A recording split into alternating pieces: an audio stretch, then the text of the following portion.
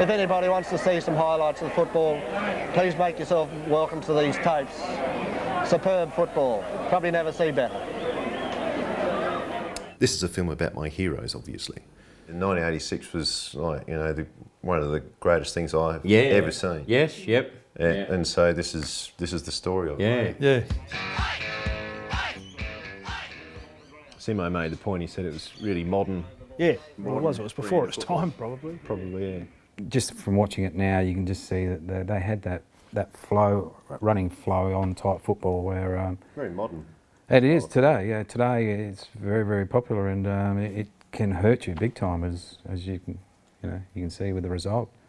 Well, Simo and I will use this bit where he says pretty much it was Angaston invented the modern game. Yeah. Oh, it's just, well, that's just confidence. Yeah, it's just confidence in each other, and knowing you're going to win the ball, and I think that the modern game was based on the Angaston '86 premiership side. Great call. Great way.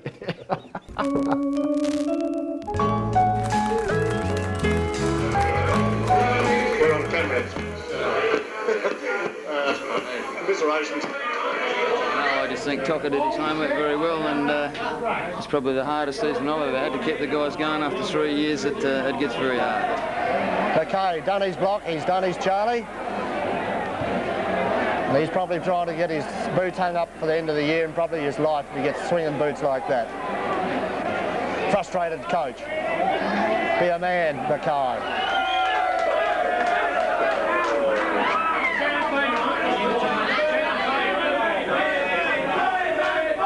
That's right.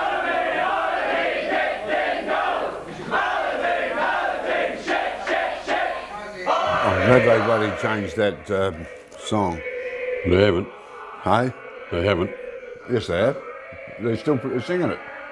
Our official club song's here. New one. I think this one gets rolled out occasionally. So, shoot, I reckon it's the greatest song bloody ever. Ian McKay was the captain coach. Right, where was he from? He played for Centrals for years. Yep. Scratch McKay, they used to call him. Yep. Or Mackay or McKay. Yep. McKay. There was Ian McKay, there was, you got the Leanets, the O'Briens. I even had Meggsy Edwards, Greg Edwards, who lost the eye. They'd won 3 in a row. Yeah. And we stopped them winning 4 in a row. Correct way. 86, they were going for 4 in a row, so... It's funny because I still remember going out to the game on the way from Freeling, because we had to, obviously took the back roads, and somebody from Angaston must have put a dummy up in a tree and, hang up from a noose and had a Freeling jumper on it. Really? So whether that had a bit of a, psychological effect at the start, I don't know, but they certainly jumped us early. And well, before the game even. So I do remember, I haven't watched it for, honestly. Well, I don't think I watched it, I wouldn't have watched it since the reunion. So you're not obsessive or anything about your footy? Oh, I am, but just my wife and kids, they hear about it enough, they reckon. So, and I only played in one. How many your dad played? Oh, I'm not quite sure. One. I reckon he only won 1 as well. But What's he won that? 5 Premiership. best Grandpa played, he's up Premiership. I played in 2. 2, did you? Yeah, 45 and 55. Oh, 45. Oh, really? We used to, the footy mob, because they were 6 o'clock closing. Yeah. And, well, invariably they came to our place where we lived at the old family home in Valley Road, Angaston, and we would have, I don't know how many people would turn up, but it was pretty often, wasn't it? I know that you... And then they wouldn't leave? They wouldn't leave, and... I remember sitting around the table at, Roger's place. Yeah, just drive in, have a drink, do what you like. It was good. We had one fella that never drank. And this particular night he decided to have a drink. Well, you've got no idea what happened. He started eating the flowers in our garden We had, first of all, I had Gladys on the table or something, I think, and he started on those. On those. Then he picked up the ashtray with all the butts, ate those. Neville Thornton was the driver of the car, and they had to go back to Sudan. That's a fair way away. And he said, no way was he going to sit in the front with all of his head, so he put him in the boot. He drove all the way back to Sudan, and Neville got into bed that night, and he was telling his wife all about it, and he said, and we put him in the boot. Hell, he said, he's still in the boot. So he raced out, opened the boot, and there was a groan. So he just opened the boot and left him there. And you are now on television, of course. Is this going to be shown at the club tonight? This will be shown worldwide, probably. Richard, congratulations on the great game this game. What are your thoughts at this present time? It was a very good game that day. At this present time, without being too serious, is that the 20 guys that played out there today are the best guys that I've ever associated with on a footy field. No bullshit, it was a magnificent team effort. We've been the best team all year. We got some good individuals that play well on the day, but the side has played magnificent team footy, and I think really that won the game for us. Even when things are tight, we flew the ball around everywhere, and the guys, some of the, you know, Gayling and Malloy, some of their goals, and Heine played a magnificent game. Bottom of the pack, unbelievable. Yeah, we had a couple of handy players here. A lot of good players. Peter Cameron. Yeah, I think Russell Gayling. You know, they all played league footy. He took a couple of one-handed absolute screamers in this game, which, as you're aware. Yeah, no, he certainly could play, the boy. Yeah, he's a lot of experience and cool head in the situation, as we saw, you know, during the game here. Perky in front, comes out of the pack. And Russell Gayling takes a mark in front of the grandstand commentary position. Help above Peter Hine, playing a good game today, Peter. Out wide, looking for Russell Gayling, and finds him with a good mark in front of the scoreboard. Plus to Bruce Evans, who takes a good mark in front of the Angaston box. Where'd Russell Gayling come from? Adelaide. North Adelaide, played for North Adelaide, yeah. I've got a book here somewhere that Russell wrote a few years ago. I must give you a copy of this. Russell was he contracted a bad virus, and he was very sick there for a number of years and had to learn to walk again and whatever. So, and the book was about his story, how he came through that. So. Yeah, I wonder where that. What happened, mate? I was paralysed for a couple of weeks, and then went to rehab, Caulfield Rehab Centre, and I slowly and surely fought my way back, and after 4 months there I walked out, and that was my goal. So that's, yeah. Oh, okay. Who's this? Russell Gayling, you aware of that? Well, he had to learn to walk again, apparently. Yeah. I reckon he only had the 1 year there. But Greg Perkins, I reckon he'd played a bit of league as well. Steve Malloy played a lot of games at North Adelaide. Camera work was so long ago, isn't it? Big time. Yeah, and you blokes like Stephen Malloy and Camo, and they were nearly right at the top, but Molly was underrated at North Adelaide when I played with him there. He was awesome, good balance. Yeah, very good player.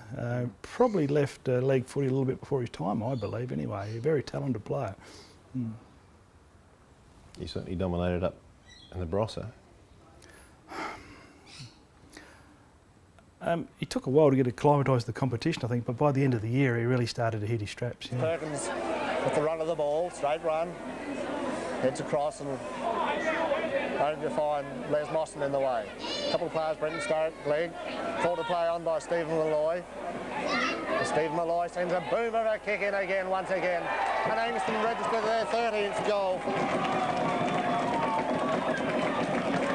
Oh yeah, we were pretty blessed. Was that? What was what sort of story were you sold when you went up there? Oh yeah, funny. Max Binding came down to. I was playing at Jeps Cross at the time, and he came down to help out, do the training down there 1 year, and he sort of just approached us. I thought, I sort of like a good time. Went up there, went up the presentation night, and I thought, before they were trending. Yeah, this is all right. So. He turned up to a training night. I reckon that was the first night he was in thongs, in shorts. He had a bit of veranda. He was fat. Well, I was being polite now. Yeah. And he had one of those, those singlets on and all this. And, oh, God, what the heck have we got here? Did underread it better than anybody with Hankey with another long kick from whence it came. Only to find Simo this time take control of the ball. But I was talking to Neville before, and I said I reckon that he's one of our 2 or 3 best centre half backs that I was associated with in all our time.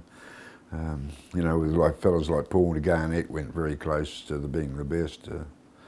But Simo was a gentle giant. He was really, really good player. It's now my pleasure to introduce you to one of the characters of the Angaston Football Club for the last 2 or 3 years. Simo, is this the ultimate of what you've been working for? Oh, it's the pinnacle, mate. The pinnacle, yes. That's a big word, Greg. Is this the first time you've reached that pinnacle? No, it's been there, done that before, but it's always good to get there. It's bloody magic feeling, really good feeling. Can we have you on record and letting us know what you're going to be doing next year? I just sort of think about it over the summer, see what happens. Well, congratulations on the superb game, Simo. You got my best player award today for Sterling Everton back. Peter Hine comes stumbling out of the box as Lena goes back for a kick. Long kick in, true goal square position. Simo, sound as ever. Simo's the sort of bloke that, he obviously was an outside player and a paid player, but he was the sort of bloke that put back into the club as well. He just didn't get his money and run. So he was a great club man for the years he was there as well. It's bloody fantastic, Did you have any trouble with your injury that you sustained a few weeks back? I see you had the head guard. No, that's been as good as gold. I had an accident a couple of weeks before the final started in '86, and had a car pring broke me, smashed up my eye socket. He was lucky to play that year in the grand final. He had a car accident about 6 weeks out, I suppose, from the grand final. Had probably 4 weeks off, I think, with his fractured cheekbone, and you can see that he's playing with the Zorro mask on, but probably shouldn't have played really. But certainly that one across the back of the head would have stung. We're probably lucky to have him. Yeah, I just sort of, precautionary measure. Well, thank you for your time, Greg, and enjoy the night. No worries. If you're looking for a driver. Straight back to town tonight, mate. Nah. Fair enough. Not hanging around. Otherwise, I hear you're a top crooner. Oh, yeah, great. Okay, so no, thank you for your effort, and congratulations on a great game. Thanks a lot, Milky. Thanks a lot, mate. Thanks so much. But the overwhelming first impression of him when you saw him was he had a straight back running style. He'd sort of almost leaned back as he was running. And you watch him go and think, God, this bloke's as slow as a wet week. But put him in a game, and he knew where the ball would be. He'd go and get the ball and he'd do something with it. He was never hurried. He looked slow, but that was an appearance rather than a fact. He was incredible. He could read the game pretty. He was a bloody good footballer. But again, first impressions. I mean, if you got him up for a training run in first impressions. As they obviously do with camps and so on, you and you, see you later. He'd be one of the first you and you and you. You wouldn't give him a second thought. But put him in a game, geez, he was a good footballer. So obviously Max had to sell him a bit. But in fact, I reckon it was. I think Max was on the committee when he came. Oh yeah, he was there for a long time. I reckon it was Max was promoting him, and there was an argument at the committee meeting about this bloke. Can't remember that. I can. Well, he doesn't look too good. But that was very early, and you watch him in a couple of trial games, and you watch him in a game. Geez, I'm glad we kept him. So. There I was, and they'd 4 really good years up there. Would have probably stayed up there a bit longer. I wanted to have come back to town and play with my brother. We hadn't played any footy together. So another thing I remember about Max Binding was he had tats before they were trendy. But one day I marked a heavy ball right on the Niagara Falls. And as you know, it is very painful, and it just totally took my breath away, and I couldn't get going. He came up to me, and he was saying, "Rub your elbow," and I'm trying to tell him I've hit my balls, but it did work because it got my mind off my balls. Simo Simo has time to collect his thoughts as the ball goes down to Peter Hine. Peter Hine, every which way. And there's decked after kicking the ball, but a superb mark by Peter Cameron to take the mark of the day at this stage of the game. Freeling were never going to win because Simo, when the ruckman tried to go through the banner and he basically got knifed by clothesline around his neck. He really dropped him. And I'd forgotten about it. He showed me only the other night when I grabbed the disc from him. And he said, remember that big ruckman sign? And when I looked at it, I did remember then. It was classic. Sentimental favourites once again.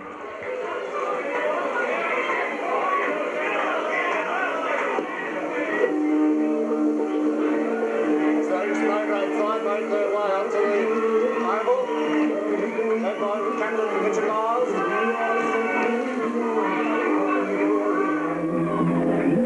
As the sign says, we are contenders, not pretenders. God, I'd forgotten that. The banner? Banner, yeah. What was it? We're contenders, not pretenders. Good banner. We were better than contenders. We beat the shit out of them. Smithy never mixes words, does he? Do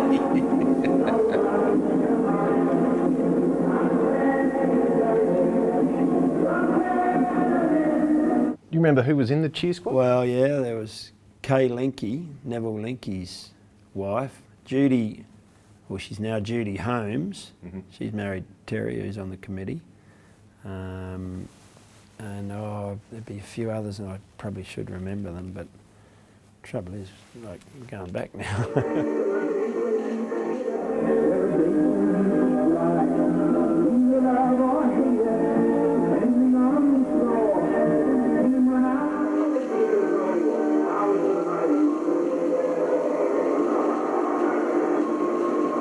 Milo had a cracking game in the grand final. Simo and Milo were the two that really had standout games that day. I think they were fantastic.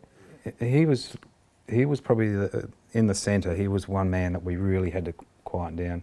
If we could kick the football off of him, we were halfway there really. Yeah, just a ball magnet, and he had the body that could just crash a pack quite easily if he needed to, and definitely had so much talent that we needed to make sure that we sort of nullified him as best we could. But most good players are very, very hard to stop, slow down and do all the rest, but yeah, certainly had a lot of respect for Milo.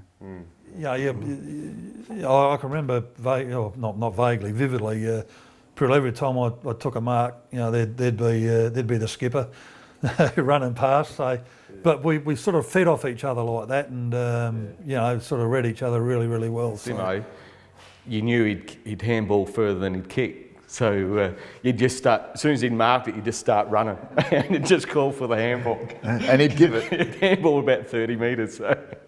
I should tell you another little story, and I reckon this was as much went to us winning the premiership that year as anything else. We played Riverton at Riverton the last game of the season, and they'd won, I think, 6-7 games in a row, and they needed to beat us in the last game to make the finals. And I personally thought they were the only team that could beat us in the finals. So, before the toss of the coin, I think Richards had a wager with their captain as to who would win the game. And came half time, we were 7 goals down. And we went in and Tockers gave us a big rev up and whatever, but he made the point that we couldn't win the game. We had to play for a bit of respect or whatever he said. So we got on the back out on the field, and Richard got us all in and said, forget that rubbish you've just heard, I've got a bet on this. We're going to win. We actually got up, we kicked 7 goals to nothing in the last quarter and got up beaten by a few points, and they didn't make the finals. A terrific captain. He knew the game well. He was pretty upbeat, he was confident. You know, the club champion, and yeah. Yeah, I mean, Milo was great. And I mean, it's funny you mentioned Milo, because I mean, I never got to go and see the footy as a kid, so I never, I never got to see Russell Ebert play or anything like that. I just, you know, because when we moved to Angaston, we just went to saw Angaston play.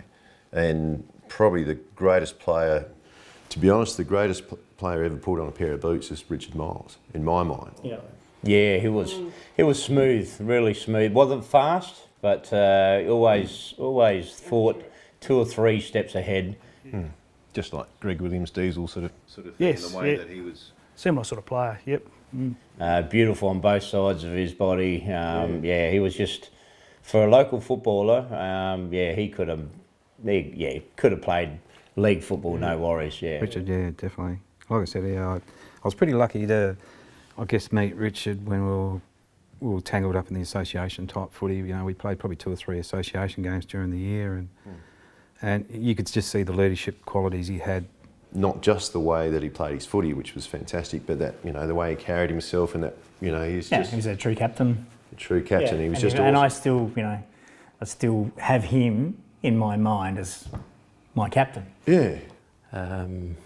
Yeah, he was just a great bloke to have out on the ground, and a great engine for that team. Exactly, yeah, he a good team man. He brought a lot of players into the game.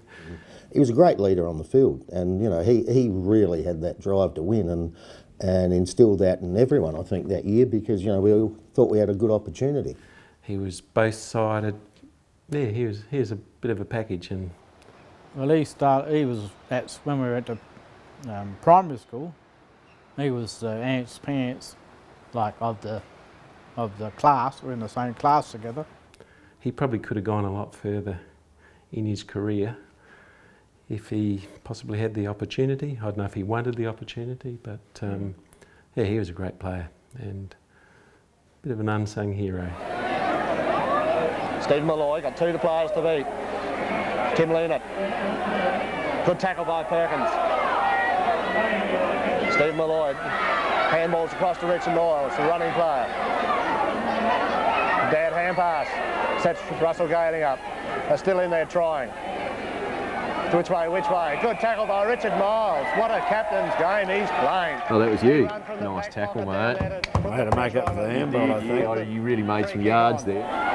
Quick handball across, finds Russell Galing. Russell Galing, let's go with a magnificent torpedo goal. And another goal. What a superb finish to a great effort by Richard Miles and Russell Galing. One can't speak too highly for Richard Miles and his captaincy's game today. He's led from everywhere, put the body in, kicked long, kicked short, done the little things that win football games. You would have been pretty proud. Oh, yes. I remember Chris was up there. I remember the story. I better not tell about that one. No, well, I ran out onto the oval, I remember, when they were presenting the trophies and things. And, no, it was great. And then they celebrated up in the show hall, and I celebrated a little too much. First time in my whole life, I think. Well, never since either. But I almost carried you home. Did you? we actually lived on the corner. Helen's, into the main gates there. Had we built in that place? We were on the corner yes, of the park. we built in 62. So it wasn't far too. Oh no, it was, and also it was downhill. We used to train in the show hall. There's Hazy. Hell, he could run, old Hazer. He used to jump over packs, Hazy. He'd go for a mark and he'd think, oh, he's going to take it. Oh, hang on, he's gone high. And then he went straight over the pack a couple of times.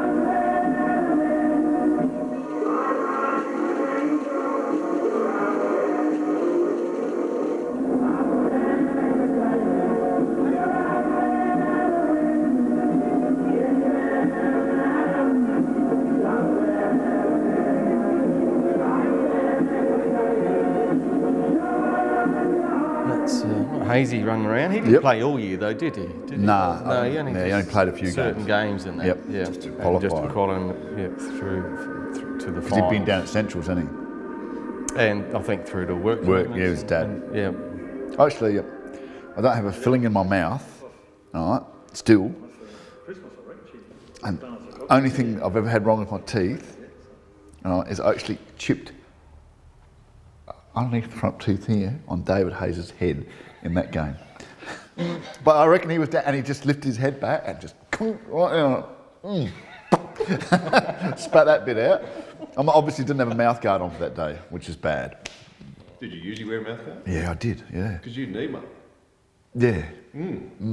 Because you'd be expecting a couple back, wouldn't you? As the ball goes dribbled out for the boundary line. Oops.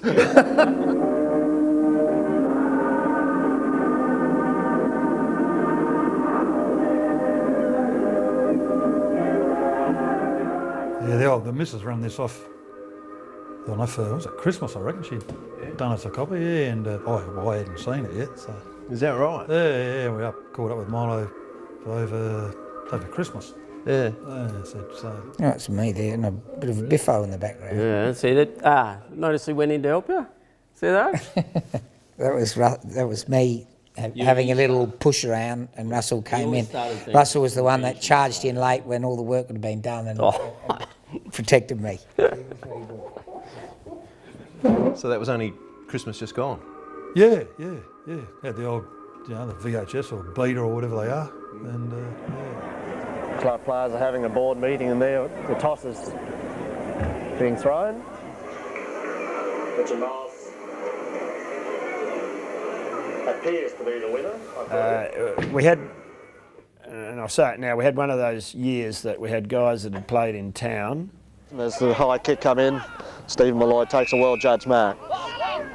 And like Adelaide, I'm saying, and it was just a year that a lot of them came back, or that they had a few years in either Centrals or playing somewhere else, and then we just got this great side together. For about 5 years there, we were sort of also ran. Probably the early years it was pretty. We weren't real flash, but we started to build. Grant Humphries calling the crisis, kicks the ball out, looking for Stephen Malloy. Handball over the top to create the loose man. David Argent on his left leg. Superb athlete with plenty of balance. He runs forward with a long kick, kicks the ball in centre.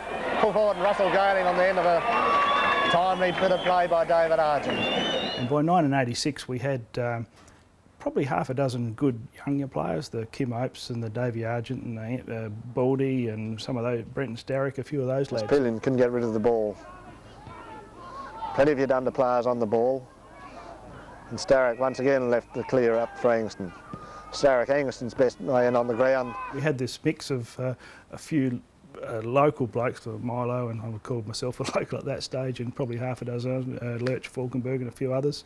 And then we had this other influx of 3 or 4 key players for us that really topped us off, I suppose. Looking for his forward help, Russell Galing. Gets rid of the ball quick, heading for nowhere in particular. Peter Hine in control now, handballs on to Andrew Baldwin. There was a couple of dollars probably spent? A few, it wasn't excessive. I'm led to believe there's a bit of spending that year to... Because there was a lot of local talent and it was the year to really go for it. Yeah. And that's when you spend the... That's right. They go for it. Saved up a bit and, well, it worked. Russell Galing puts the pressure on. James Legge beats both players. As MacArthur makes a mere mistake. Freeland player ducks the chutney. Steve Malloy. Handballs across to Brenton Starrick. Steve Malloy having to run from down the back line with a long screw pump. Takes Russell Galing and he's paid the mark. What a beautiful mark and top play by the back line of Angaston. Oh, reigning supreme in this last quarter. The story was that I reckon Neville and I our job was to try and find a coach. And we worked very hard in trying to, first of all, call for nominations from people in the press and that sort of thing, and I don't think we got that many applications that we were sort of satisfied with. Got a couple that were worth talking to, but 3 or 4 that... And I don't know how many times we went out and saw Pat Tokashu at Plush's Corner. He was in one of Plush's homes there, although he was a winemaker. And he finally agreed on the condition that the committee don't interfere with him and the football and the selectors in the football team. We said, right, fair enough for us. And so I think that he was, as far as I was concerned, I might have done the paperwork, can't remember now, but as far as I'm concerned, I think that Pat was the main one to, you know, get these guys. He had all the contacts, just having, you know, played for North Adelaide and all the rest of the league, so he knew some of these people around. So, well, obviously Russell Downing and that. Yeah. Mm. I wasn't. I wasn't the most popular bloke with the coach at North Adelaide at the time. So, and Pat and I had played together. So he, you know, a few quiet talks and a bit of a lure of some wine to play as well, and that sort of clinched the deal. And went to see him one day, and so it wasn't. Russ had a couple of very good. Like I was a very good friend of Russell's, and Dak was probably his best mate, who was vice captain of the side, I think, and it was a pretty easy decision for you. Yeah, I think. yeah, and loved the Barossa. So yeah, it was. And for the year and the wine, he said. Remember that show up at Raislers Cottage? The afternoon, the Sunday afternoon at Tolly's cottage. Yeah, it was. Yeah. That was after we won the game, and there was a lot of very expensive wine there that someone found a couple of keys to a couple of cabinets, and it was duly consumed. Because Talana had a little cottage. It was on a Raislers Cottage. It was called. It was on a vineyard, right? And all the walls were what do you call it? Mesh racking for wine bottles, and obviously had a fair bit in it. And then underneath there was a little cellar underneath as well, and it was UDL owned us, right? So Tockers rocked up with a flagon of vodka or gin. Milo was into that, and they just had all the doors open, and Russell and Tocker said, you can't go to those bits, right? So there's a couple of bits that are out of bounds, boys. Well, by the end of the night, Dak and Russell and Milo, they'd freaking well raided all the good stuff. But yeah, it was awesome. We were playing the broom, you know, where you put the broom up in the air and you've got to spin 10 times and put it down and jump over it. And yeah, we're all blind drunk. It was one of those really good ones, just A grade. Team gathering. That was really good bonding. Yeah, that's what Tockers was good at. I can always remember the double-decker bus, wasn't it? I didn't do that one, I don't think. Didn't you do that? No, Tockers always, when we played up at Robertstown once, he rocks up and we got this double-decker bus.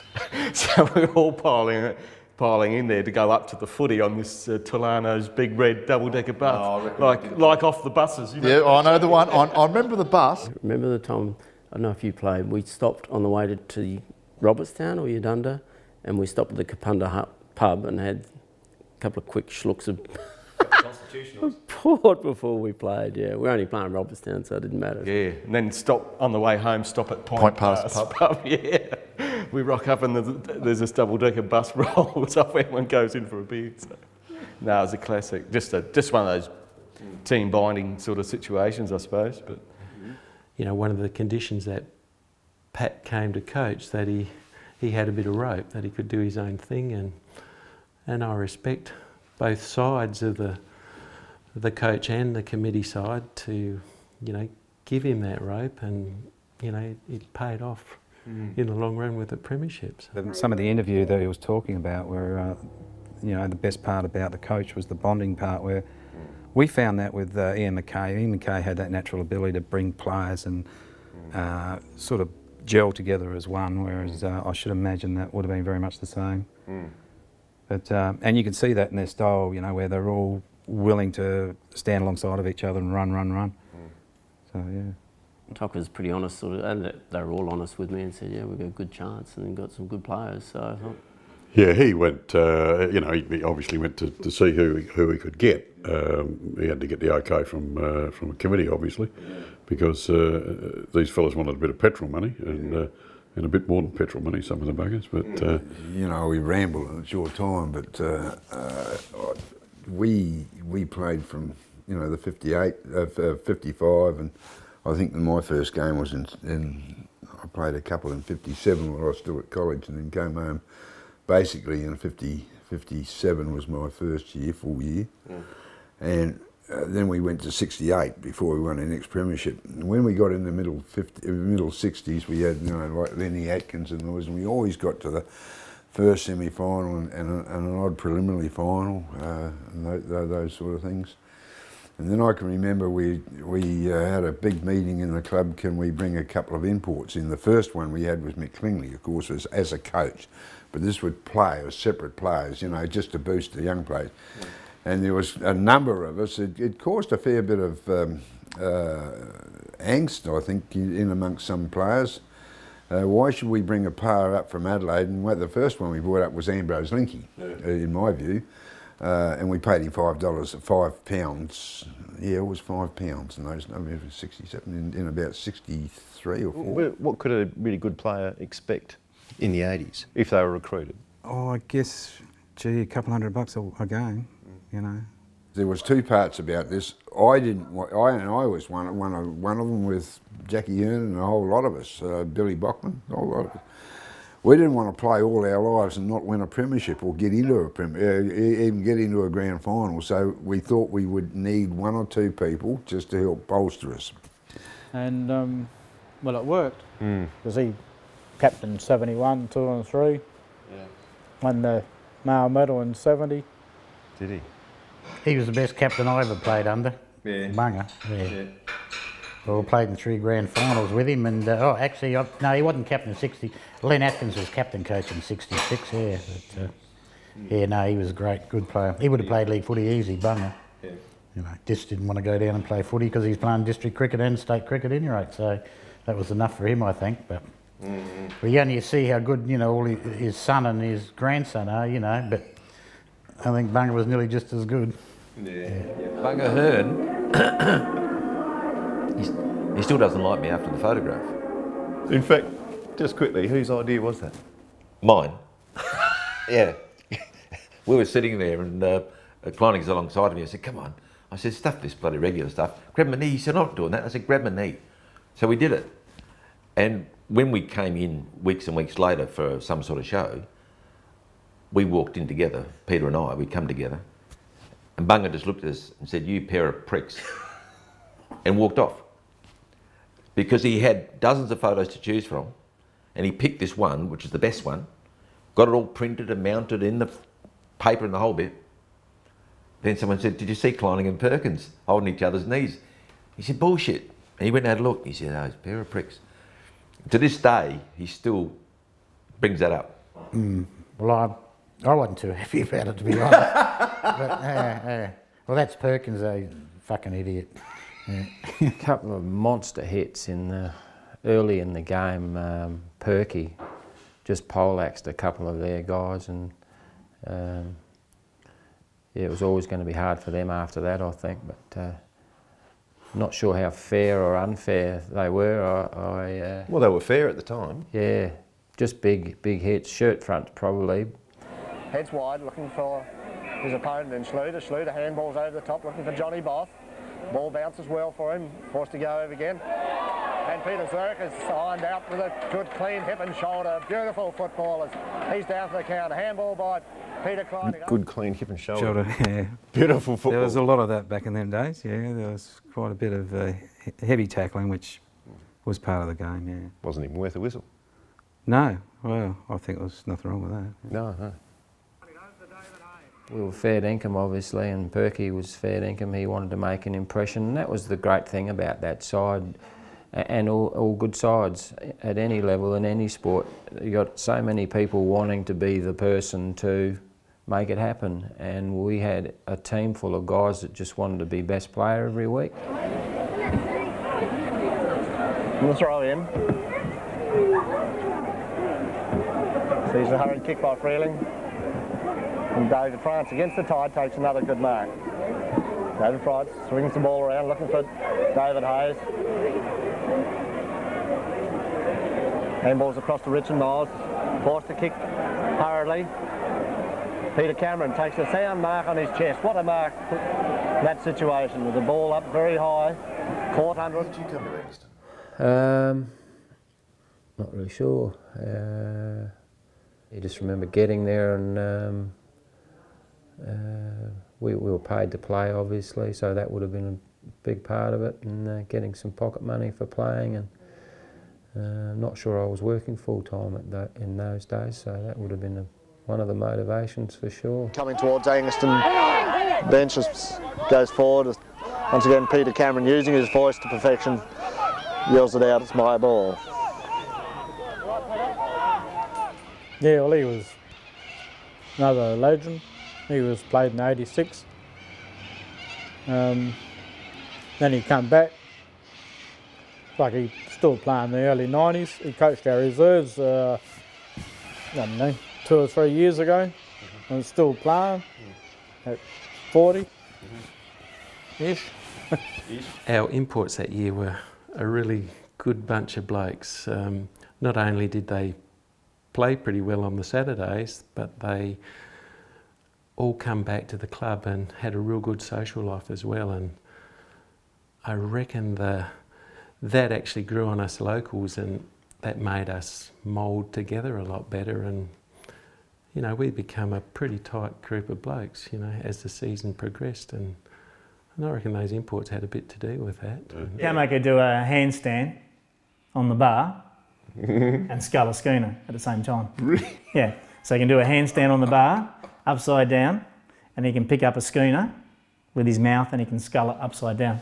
So that was a famous camo trick that he could do. Yeah, I've forgotten so much of it. I've got such limited, and my memory loss can be traced back to about 1986 too, mate, just quietly.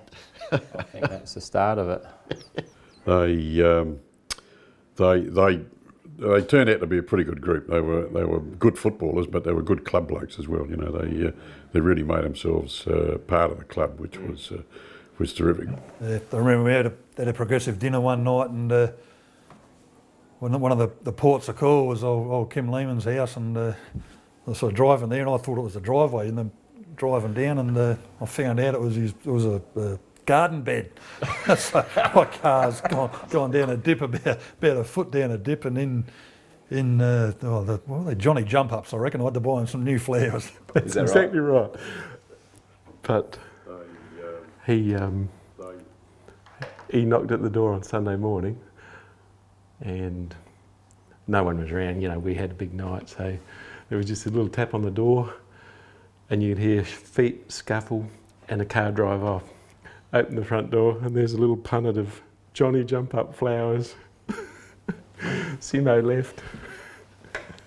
That night of the progressive dinner that Simo mentions, we started off at Richard Miles's place, and Humps thought he'd help get the food out, and he dropped the casserole onto the white carpet before we'd even got fired up. Simo, Graham Johnson, Tim Jackson, all of these guys that played with us, you know, they played like a local.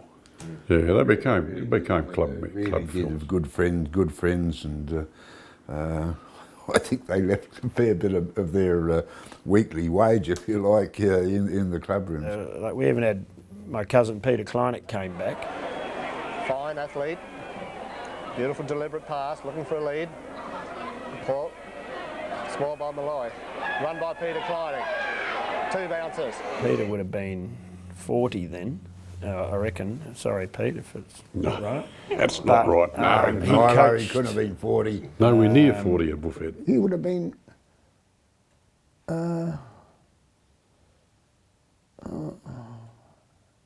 be about 37, 38 then. So he'd virtually retired from football. Comes through, tries to pick the ball up, does it nicely, traps it, it's around his left foot. He's looking into Kleinek. Kleinek takes a mark as he almost took a swing over the top of the neck from Franco. Now he's got a chance here for Reid. Russell. Reid, he's got to leave himself loose. So what brought him back? Well, Peter's also sort of remained in contact with Richard and that. And, Being cousins. and yes, and Richard said to Peter, "You've played in," well, he played in 8 finals up here, 71, 72, 73. And won an association medal. That was after he'd been down at Centrals, and then he came back and he coached Tanunda and won a couple of flags with them. And Richard said, "What about coming up and playing one last match for Angaston?"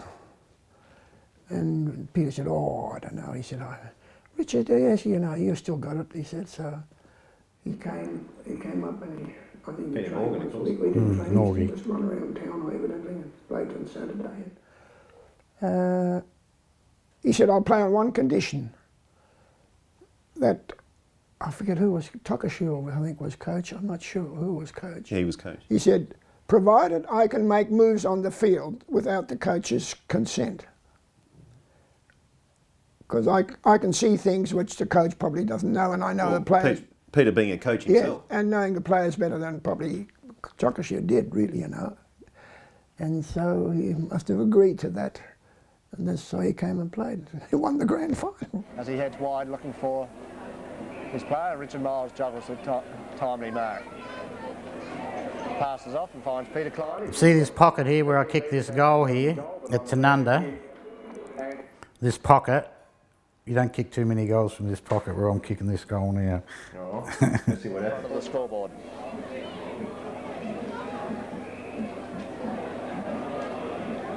Peter, veteran of many games on the Tanunda Oval, knows the Oval well and seeks another major score to see Angaston go to 8 goals 3, leading Freeling 4 goals 1. Fantastic. So it's almost like they had a, he was like an assistant coach. Yeah, that's right. Okay, the tap for Peter Hine reads the ball better. Heinrich in front, Tim Lehman. David Argent runs him over goal. Handball over the top to Peter Klein. Here's a gimme goal. Left foot droppy. Much needed goal for Angaston to put them to 14-9, to Freeling 10 goals 6 to make a bit of a steadier for third quarter effort. You know what that was? That was a left foot drop kick. Is that right? Yeah. And none of us picked it until later on. To make a bit of a steadier for third quarter effort. Now, in 1966, he played up here, and they won, and then footy fellas from Central saw him playing, was only 15 or 16. He was probably one of the best players in the ground, even at that stage. And so they invited down to Central District. Ken Eustace was coach.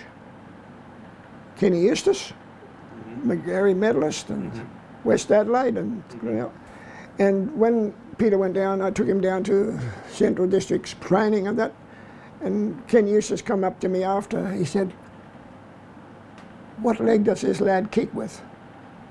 He said, he's got as good a kick with either leg as he has with any of them, he said. Goes high, no one can grab it in the air. Comes down there to Richard Cockram. He gets on his left foot, looking for Reed again.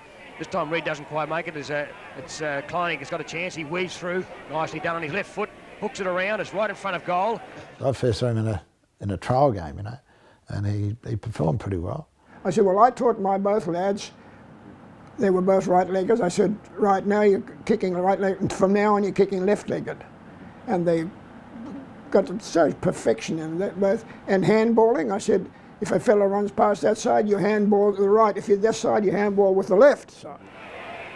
And Cochrane clears the kick down to the centre of the ground. Waiting behind there is Kleinig, controls the ball well. The hand pass over to Nix. Nix showing a ton of dash. Bob's in the centre. And of course then Peter played up here. He played in Centrals, and then I forget the coach came from Melbourne and he wanted him to go into all the scrimmages because Peter was pretty light those days, and he said, no, I'm not going in there, and so he had disagreements with them. So that's when he came to Angaston and played in 71, 72, 73 premierships. When that finished, he went over to Western Australia. He was invited to come over with one of the fellows who played for Centrals, went back to Western Australia, and he played for Claremont, and he played footy for Claremont for a while. And John, my second son, was in the bank, and he played for a side over there down, he said, I'm not going to practice 4 days a week with Claremont. He went down to the country, and they paid him $150 a game to go down and play there.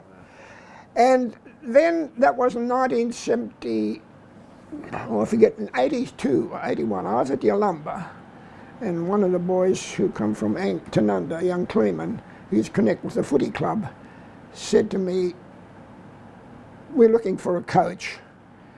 And I said, well... 79, he's saying 80, 81, he should be 79 he's talking about. He said 80, but that's what happens when you're 95. Peter rang me from Western Australia. He said, Dad, I'm coming home, and John's coming home too now because of his work, and tell Angaston I'll play footy for him, $50 a game. And so I saw Neville Smith was president. I said, Peter's coming home. He said he'll play for, no, he's not worth it anymore. He's finished, he's had it. Yeah, Neville Smith said that. Well, he's fairly forthright, Neville. No, what happened was more than that. It was $150 a game, by the way. And I played in a trial game, got best on ground, and Smithy they still didn't want us. It didn't worry me. Darryl Beale was coach. Darryl Beale wanted me to play, and I said, Darryl, I said, no big problem, you know. I said, don't worry about it. So I went down and played for Elizabeth in the SAFA for that year. Yeah. For a lot more money than $150, I can tell you that now. And that's when the SAFA were paying big bucks. Yeah. I think I got about $350 a game playing for Elizabeth, and Rob Mulholland was coaching, so he rang me, wanted me to come and play for them. So yeah, and so then I got injured halfway through or 3/4 way through the season. I come back, and I just happened to go. I was up in the Bros, and I just happened to go and watch Angaston and Tanunda in a game. And I was watching Tanunda Angaston were absolutely flogging them, but I just watched Tanunda. They had 5 or 6 really good players, you know, and I thought, Jesus, I reckon I could build a bit of a side around this mob, you know, because I knew a lot of the players. So that's why I put the feelers out to Dad, because he was up there, and I said, look, just put the feelers out, say, I'm a little bit interested in coaching Tanunda, you know, playing coach, and I'll bring a few players with me, you know. Because I still had, I had my brother, Kevin Johns, Lyle Skinner, so I still had pretty good contacts, you know. And David Baverstock was coming back from Norwood, and I knew that. And yeah, so. Plus the locals they had some bloody good locals. Yeah. Oh, and they had this young lad was playing his first game for Tanunda that year. He'd come from Murray Bridge. He played for Imperials. John Zill, and I saw him, he played his first game for Tanunda that day, and he became my full forward and won the goal kicking. You know, I knew how good he was going to be, you know, blind as a bat he was, but he could kick anything within 40 metres, he never missed. And he won our goal kicking 3 years in a row, won the association goal kicking 3 years in a row. So that's how come I ended up to coach Tanunda. But after the 86 grand final, I was appointed coach of Angaston actually, for 87. But you didn't coach? No, I had, because I was working at Qantas at the time, and I got promoted in a job and I couldn't do it, so I had to give it away. And so Peter was coached Tanunda premierships. They hadn't won a match premiership since '61, and he coached them premierships first year. And he got John, my son, to play for him as well, because John was a good player. He played in the Murray League down there. He won the medal down there, the biggest count ever. 31 to 15 was a medal count difference. Could play. Oh, and so that's why that's what happened when we come to Tanunda, you see. How many premierships at Tanunda? 3, and 2 runner-up or something, I think. 2. Two, Dad. Well, as he showed in '86, he could still play then. Yeah. And he was a tough unit, Peter. He was tough. I just remember he was a bit older than us all, but he was a very grounded footballer that could use his body incredibly well. For his size, he did some of the best off-the-ball shepherds you could ever see. They were absolutely, something I do remember out of that final was some of the big off-the-ball stuff he did, and it really unsettled Freeling, and he and Perky just asserted their authority. Weak, poor umpiring by Leskies. Plenty of effort to get the ball back.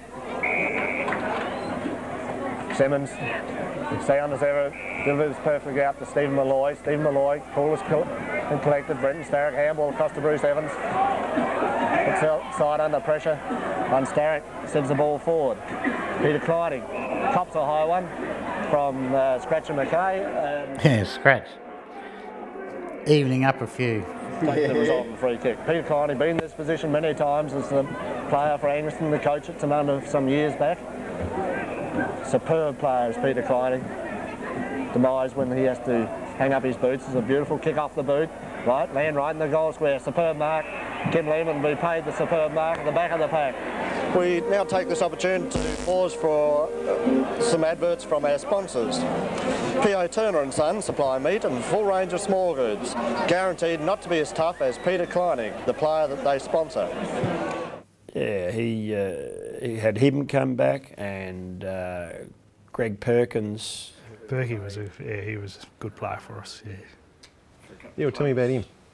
Perky, yeah, look, Perky. Because you were playing alongside him. Yeah, I made him as a back pocket. Probably was what we used to tell each other, and he made me as a full back. That's what we used to tell each other anyway. That year. But no, Perky came up and played with us, and he added that bit of toughness to us, I think. He could take on the big players. Yeah. Heads wide, looking for his opponent in Schluter. Schluter handballs over the top, looking for Johnny Both. Ball bounces well for him, forced to go over again. And Peter Zerk is signed out with a good clean hip and shoulder. Beautiful football. Peter Cameron, good tackle in there. Peter Kleinig, nose over the ball. Keynesy, quick kick over. Only to find Johnny Both relieving the back line. Johnny Both on that outer side. Goes across, looking for Wharton. All legs and arms, but too good for Dak France. With a beautiful pass across that outer side. Perkins is infringed and given Schluter the free kick.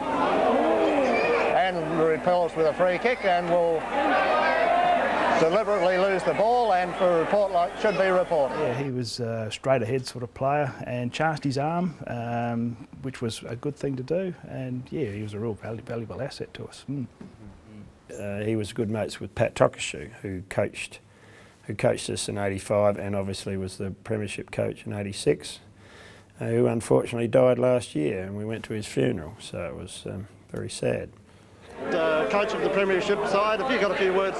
To the T-shirt I got him. Oh, you got it for him?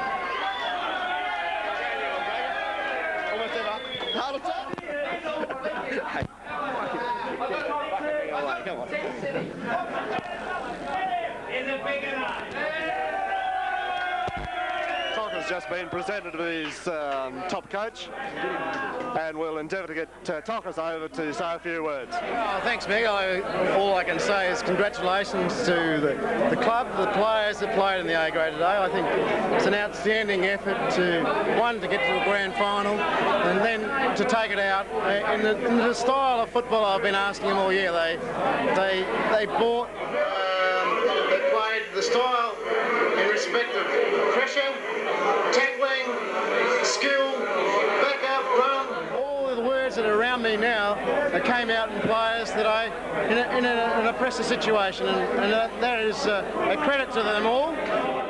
We rocked up to training one night, couldn't get on the oval as sometimes happens up at Angaston, and we trained in the show hall, and Pat pulls everybody in to have a bit of a chat about the warm-up or the first drill, and he's got one sand shoe on and one desert boot. And we've said, what's going on there, Pat, with the footwear? And he said, oh, I left my sand shoes home. And everyone's just walked away thinking something different about that. But why you'd bother putting one of them on and one desert boot when we couldn't quite work that out.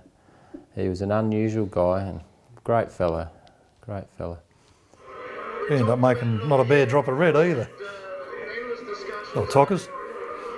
He what, sorry? Ended up making not a bad drop of red. Is that right? You tried it? Yeah, oh yeah. He did have a stint at Newry. Played here, then he went to Newry for a year or two, and then he come here in 85, and then he was still coaching in 86. So he was down the southeast. He was in the wine game. He was a bloke who started the chimney paint. You know, at Newry it was because Angus in 86, and he worked there. He got the chimney going, and it's been going ever since. It was all because of him. Yeah. And we'll just say, Vale Pat. I believe that exhibition and his work and the time that he has been as coach has got this club where it is this year. And also our president, Jackie Herndon, was he died last year as well. So, I heard about that. Yeah, it was pretty great sad. man. Oh, he was. They're both great blokes. But when I said, of course, there was a little bit of spending that year, you had the locals together, and you had all those juniors come through, like Kimmy Opes. Yeah, Kimmy Opes, little left footer. Brenton Starrick, Kim Opes, using his speed, breaks clear of the pack, looking for Baldwin on the wing. Play on's a call. Baldwin has the luxury of a bounce. He was dynamic. Like he could kick a couple of goals. And it's Peter Kleining, Handball's a dribbly one over to Dak France. Nowhere to go and is caught. Called to play on by the umpire. Keynes clears the area. Handball out by Malloy. Richard Moore's cricket pitch. Angaston lucky to not get penalised. It's a good mark by Kim Opes at the back of the pack. Angaston lucky to get away with that passage of play after what appeared to be holding the ball against Dak France. However, the men in white are in position as we wait on Kim Opes. Kim Opes has now kicked his first goal. Go through the whole side, but he could leave bruises with a 30-metre pass too. Yeah, he was a beautiful kick. He just swing around on typical left footer. Semi-handball's out to Michael Falkenberg on the backup. And finds Neil Hahn on the chest mark. Handball's on to Kim Opes. Kim Opes looking for somebody right at home. Grant Humphreys with his dummy leg kicks a well-earned goal from that forward pocket.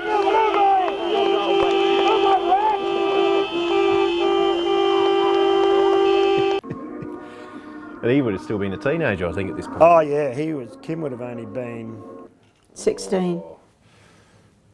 I reckon if 18 or 19, if that. 17, I reckon. 17. He was a legend. Hmm. Yeah, as we know. Still is. Still is a legend. Angaston only had one goal to their half-time score in the third quarter. The Freeling batted 3. Long kick down, forward line for Angaston, sees Bruce Evans under all sorts of pressure there. Handball's out to David Hayes, has to go back. Now Bruce Evans onto his left leg, swings around. High ball. Kim Opes dribbles one through and the bounce of the ball goes through. What a handy goal that is to Kim Opes. A dynamite player on his left leg. Yeah, see there you are. That's just when you need a goal, there was Opesty.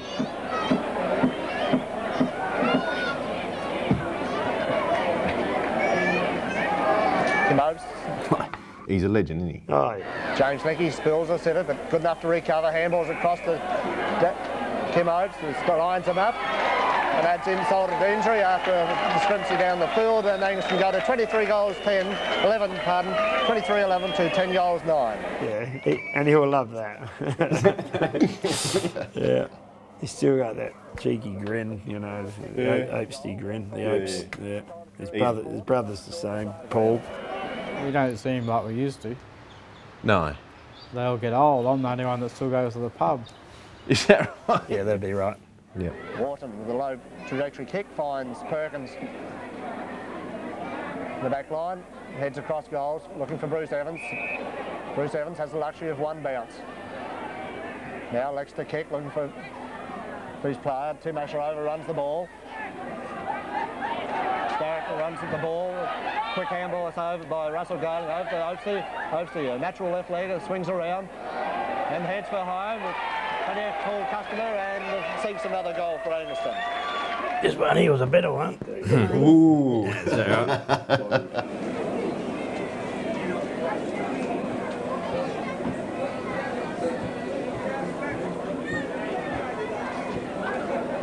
David Argent swings around the pack on that familiar left leg and by the chair spot. There he goes, yep. Oh no, that was David Argent. Sorry. Was it? Little Walter. Dave Argent. He could really play. Oh, he's a great player. Yeah, he was on the bench, so he and Toad and he were on the bench, I reckon. Mm. And Walter would have been pretty young at this stage. oh yeah, he would have been. He was a tough nut too. He was good, tough little. So he and Opesty, they moved much the same, both left footers and. Yeah, David Argent, he's a champion. You know, he.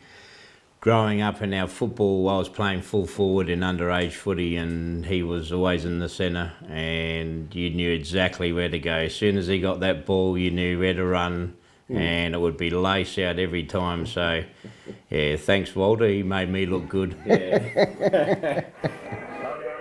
Jimmy Linky, he was a real good local. Oh, there he goes there, he's got the... He was a tough player. Who's that? James Linky. Yeah.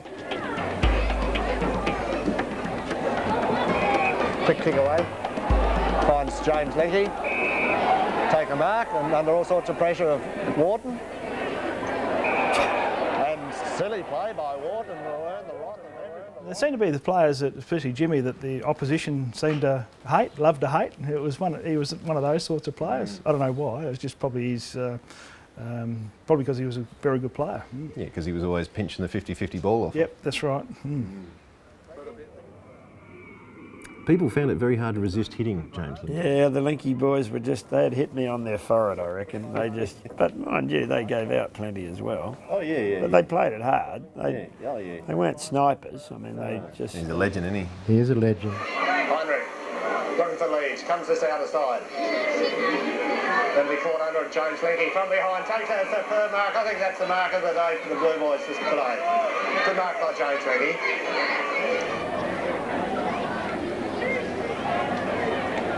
Feeling won't get up as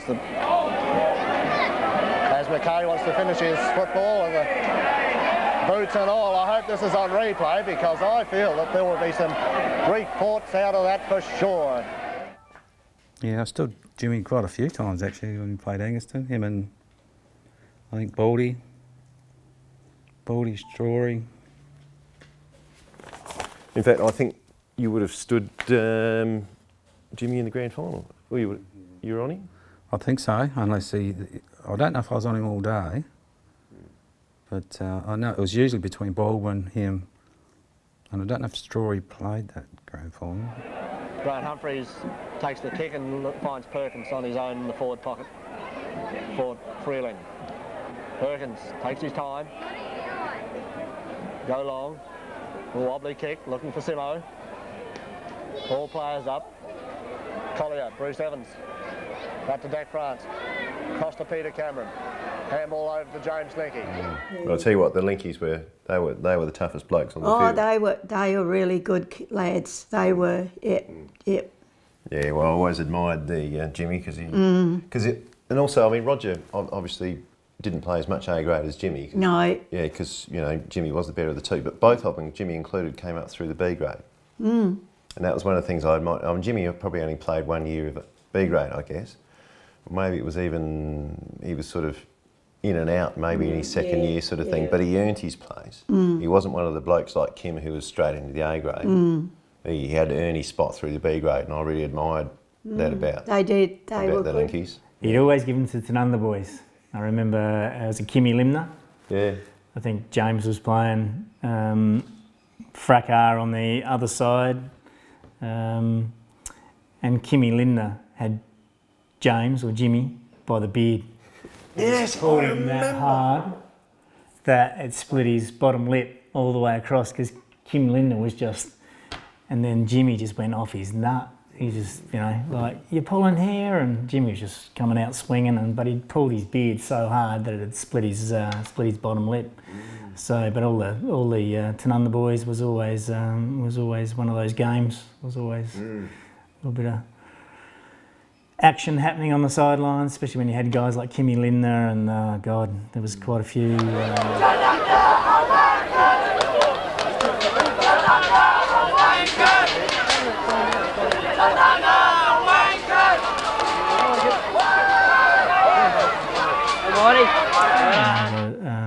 Dale boys and some of those Gunnar Delsar played for Tanunda. Remember some of those guys at Tanunda?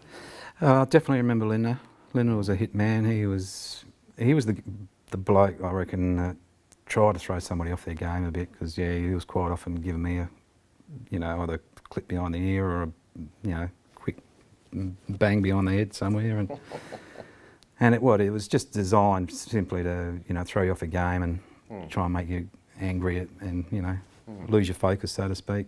It was just part of the game, Yeah, it was. Yeah, a couple of times. I had Kimmy Lindner line me up the balls, but he miles away, and he just come and give me a good hip and shoulder. I wasn't ready for it, and just flattened me. And yeah, he knocked a lot of guys down. He was a fairly dirty player, and we expected that from him.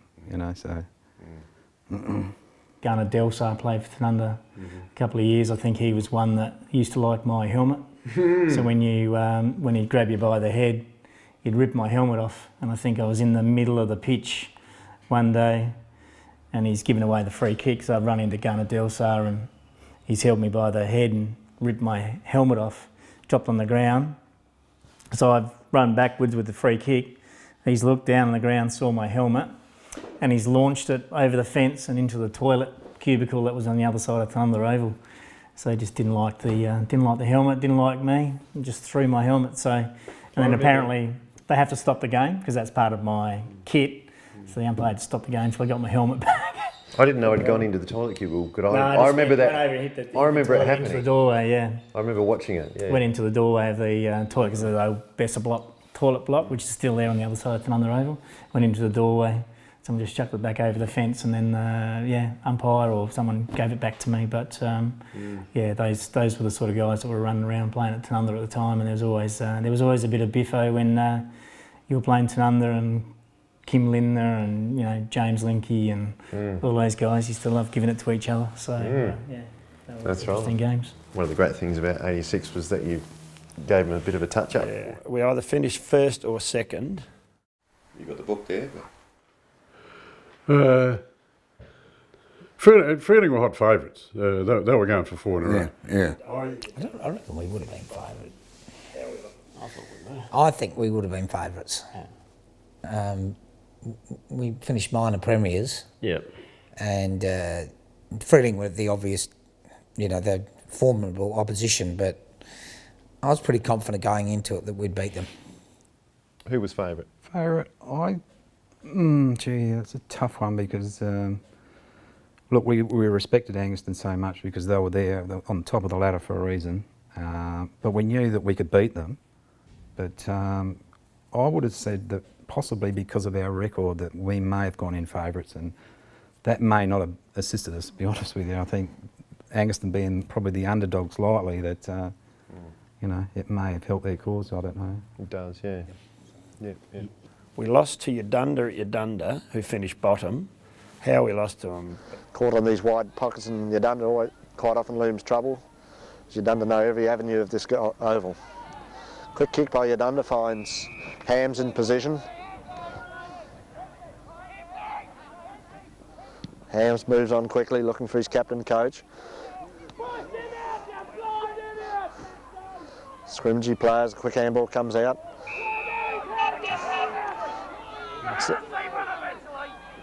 Miller is given the benefit of a head-high tackle after nosediving into Simo's hip. Miller has already got 6 goals, 3.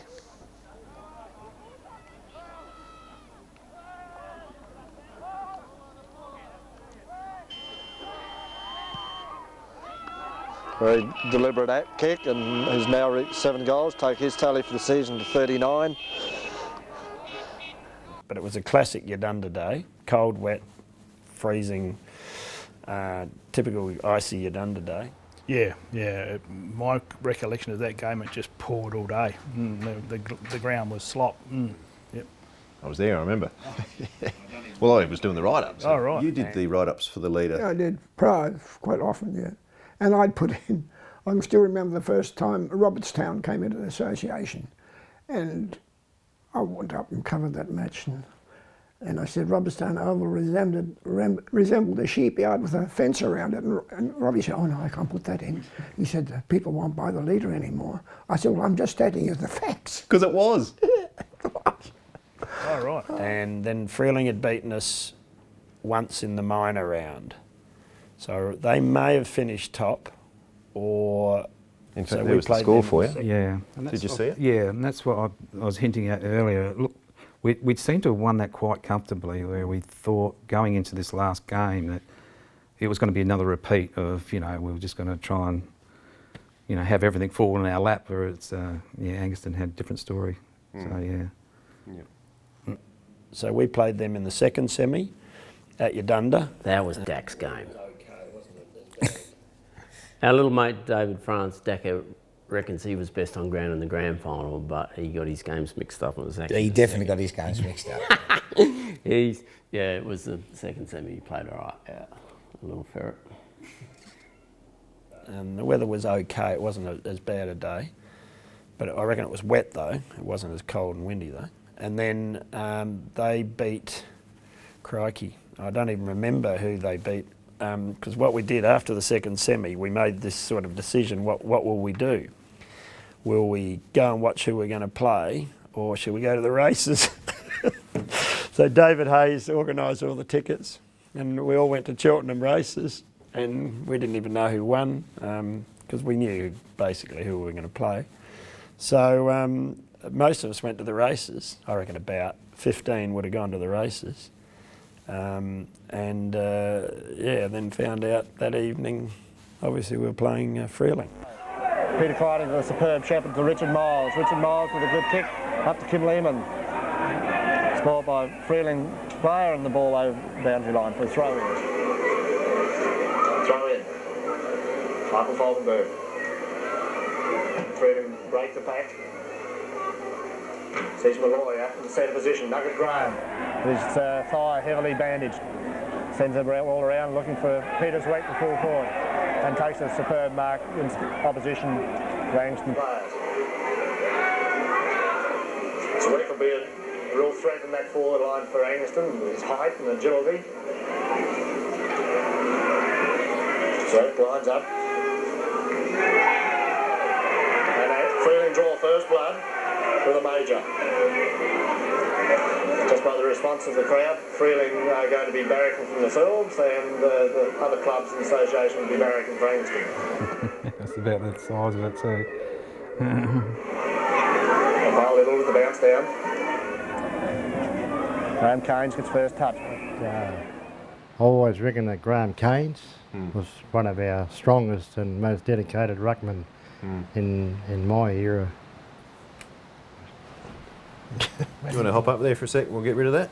Big black spider. Yeah, big black spider. I might have half killed him.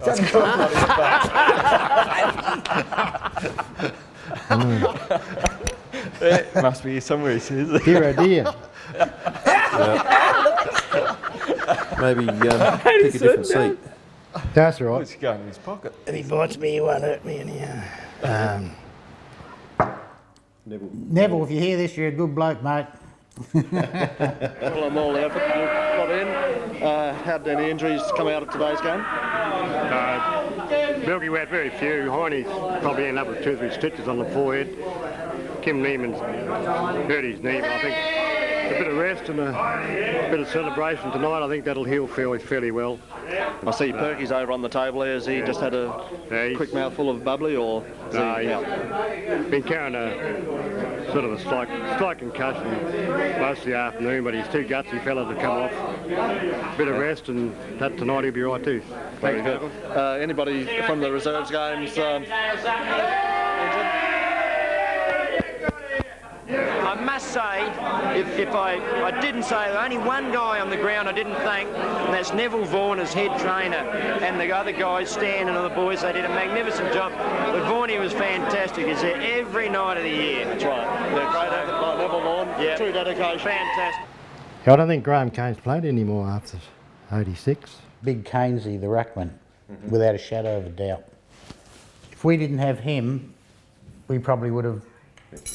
Have sugar? I will have half a sugar, thank you very much. Combative, dominant. If we didn't have him, we probably wouldn't have ended up right up the top where we did, you know, because he was just so good all year.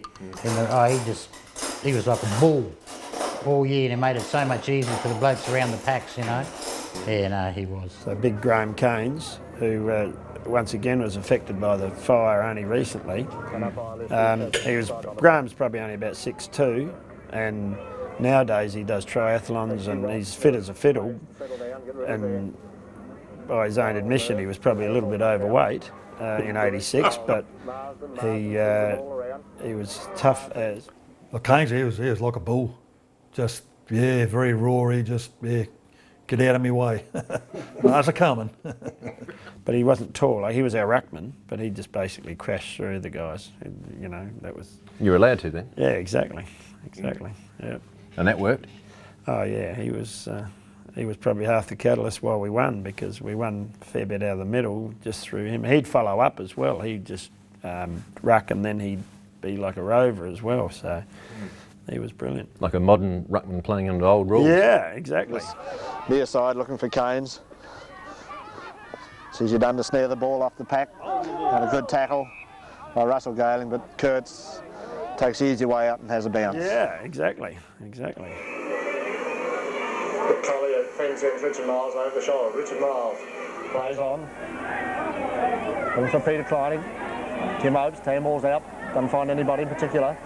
Barilla, ever dangerous player, heads wide. Richard Miles, plenty of touches in the first few minutes of this game. Hooks the ball around. Finds James Linky on that outer side. And another throw in the result. So Freeling had a couple of good forwards. They had Sweck and Zirk. And they were both dangerous, good players. And who were you playing on? I was standing Greg Edwards. Oh. Yeah, he is Fable, well-known Fable. He lost his eye playing for Centrals, and he was playing there, and I got the fortune of standing him. And, You didn't see much of him. You had a good game. Oh, I think I had a pretty fair game. Yeah, I think we matched up pretty well. So the handball comes out in the direction of Marsden. Marsden sends the ball around. Fuck, he could have been anything. Jesus. Well, I think he's the last Centrals player to kick 100 goals, isn't he? Yeah. I'm not sure. I reckon he was the last Centrals player to kick 100 goals. Yeah. I'm not sure. I reckon he kicked 100 for... Did he kick 100 for Freeling as well? Might have done. Up in the Barossa here? I'm not sure. Yeah. With one eye. Yeah, no. Geez, he could mark. When he was at his top at Centrals, he was unbloody believable. I never played with him. He was a lot younger than me, of course, but I saw him play a lot. Geez, it was a bloody shame what happened to him. He could have been bloody anything. Heads across the ground looking for Wharton. Wharton sends the ball down. Good sport behind. Brenton Starrick, body over the ball. Bruce Evans hooks onto that left leg and heads for that outer side Panther stand. James Linky leads in the race the ball. Quick enough to get around his counterpart. Backs up the play well. Fast run. Touches the ball to ground. Well played, James Linky. As he delivers the ball up, looking for a four-line player, and David Hayes has played the mark in true centre-half forward position for Angaston to give them a chance to put their first. all right, so here's D Hayes. We'll see if he kicks the goal. David Hayes, he was a good footballer, a little bit fiery. Yeah. And there's that spider again. Here's that bloody spider there. That's got him. Yeah. Got you this time, he I said. think he was a 400 metre runner, wasn't he? Yeah. At Saints. Yeah. And obviously you play footy there. Oh, yeah. Oh, he was a good footballer, yeah. Good football, good country football. He played a couple of league games, played a lot of seconds down there for 1 year. Yeah, well, David Hayes, of course, was a great player for us as well. Perkins from behind, over the top of Wharton, can't finish it off. Malloy, tall as you like, heads down for David Hayes. David Hayes got one for his trouble.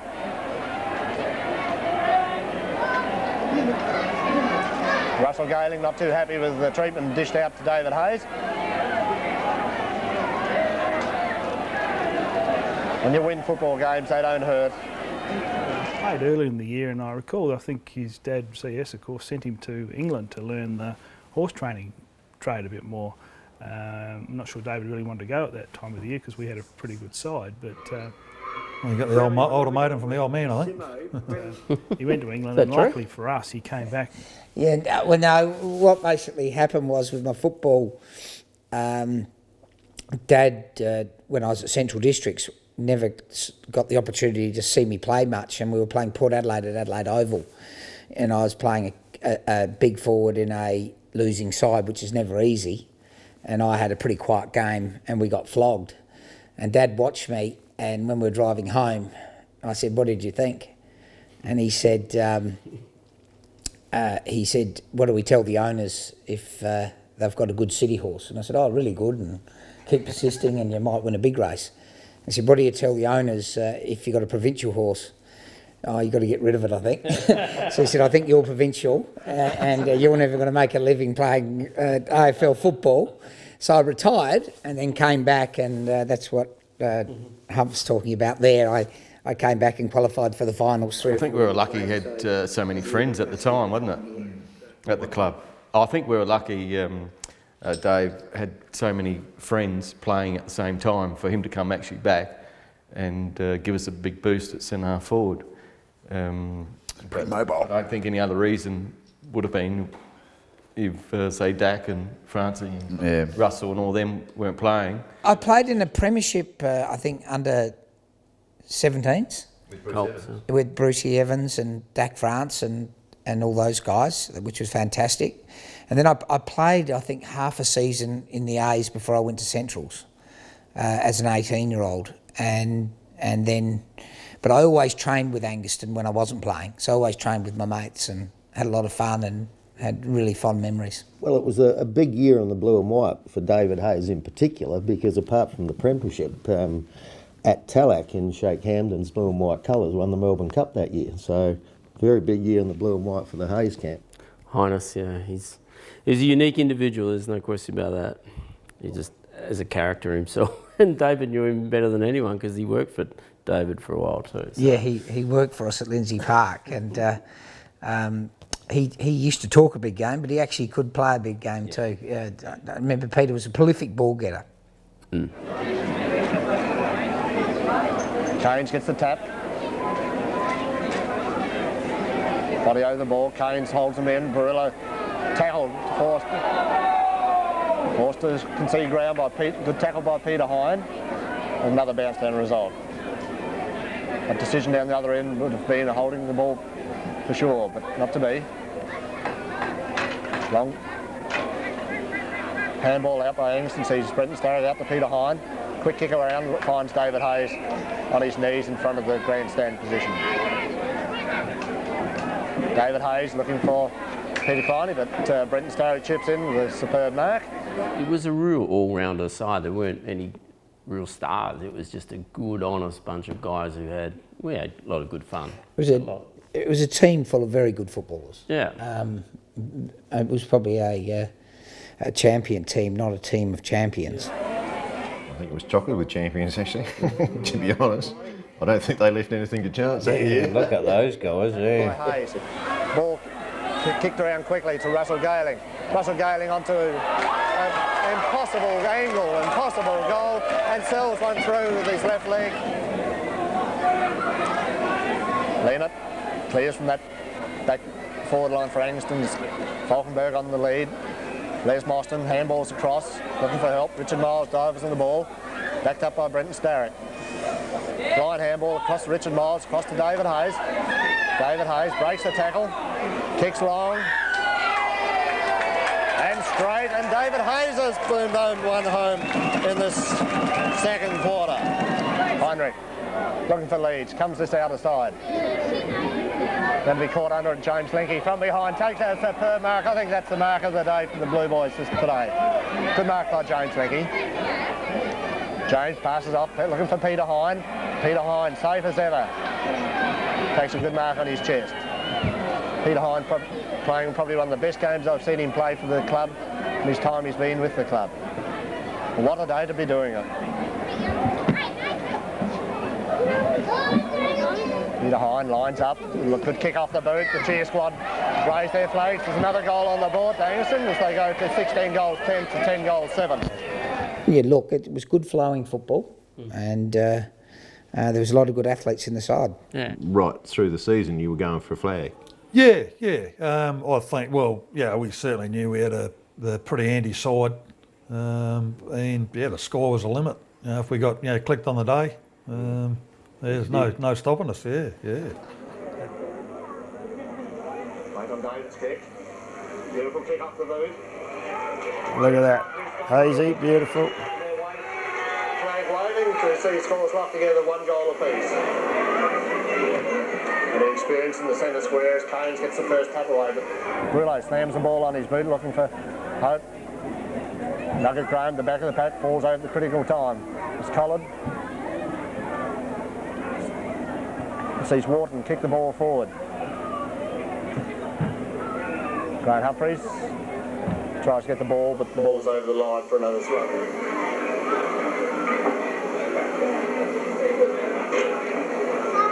Handball out to the back line, sees Bruce Evans nearly fumbled, but good enough to recover in time, heads around this outer side. But the ever dangerous and slippery Les Mostyn. You were dangerous and slippery. Yeah, well, yeah, I'm not sure what he's referring to, but yeah. I'll take the dangerous bit. All players up and the ball falls through for a minor score. Okay, he seems to lift himself for these big occasions. Superb athlete. Grant Humphreys kicking in. Good mate of mine. Catch up at the cricket. Who did he play on that day? He would have been on Sweck, and I reckon we had Greg Perkins on Zerky. He was a tough bloke, that Perkins. Finds Barilla. Oh, good mark by Perkins as he soars above Barilla to take a timely mark. Passes off, finds Tim Oates in front of the Angaston trainer's box. Sorry, who was on Zwick? Yeah, I reckon there was Bruce Evans that was on Zwick. Across to Barilla. He delivers off. Perkins takes a good mark in front of Zwick and Schmidt. 3 Angaston players. David Hayes has the luxury of a bounce. Passes off. Who does he find? Nobody home. Umpire gets blocks away. Bruce Evans reads it up. Old Milky Johnson doing the commentating. In fact, on Milky Johnson. Yeah, he's a legend amongst legends. Old Milky. You know, I remember that kid when I was growing up. Never seen a guy that could punch a football further than I can kick one. He was amazing out of fullback for Angaston. Yeah. And he plies up. Simo reads off the back of the pack out to Graham Caines. Hamill's over to Richard Miles. They players combine very well as the ball goes out to Russell Galing and looks around, finds Kim Lehman on a superb lead from Kimmy Lehman, there was another one. He had a crook knee as well, Kim. He was a great player, but there again he had knee trouble. Played a lot of Centrals. I didn't know that. He definitely played league footy. And Kim Lehman, of course, was a fantastic. He played that 1 year for us. He had he had a horrible knee injury, and which put him out of football basically. But that particular year, he come back and played his final year, and he was really a week-to-week proposition with the knee that he had. But he was a sort of bloke that the other team always had to cover. They respected him because of what he'd done in league football. Now Pryor comes away to half forward, and a good mark taken by Lehman. His aerial work has been very good today. 8th mark to him. He's sort of like you couldn't leave on his own. And for us, he gave us a lot of confidence because we knew we had someone to shoot at all the time. So, yeah, he was very valuable for us, Kim. I mean, he could have been anything. He was a brilliant kid as a footballer. Because he played in 77. That's what Milky says on the commentary. What? In the 77 premiership? In 77. That's what he says on the commentary, and I just... Got the glasses to I don't think so. Well, the memory does funny things as you get old. Oh, he did too, yeah. Quite right.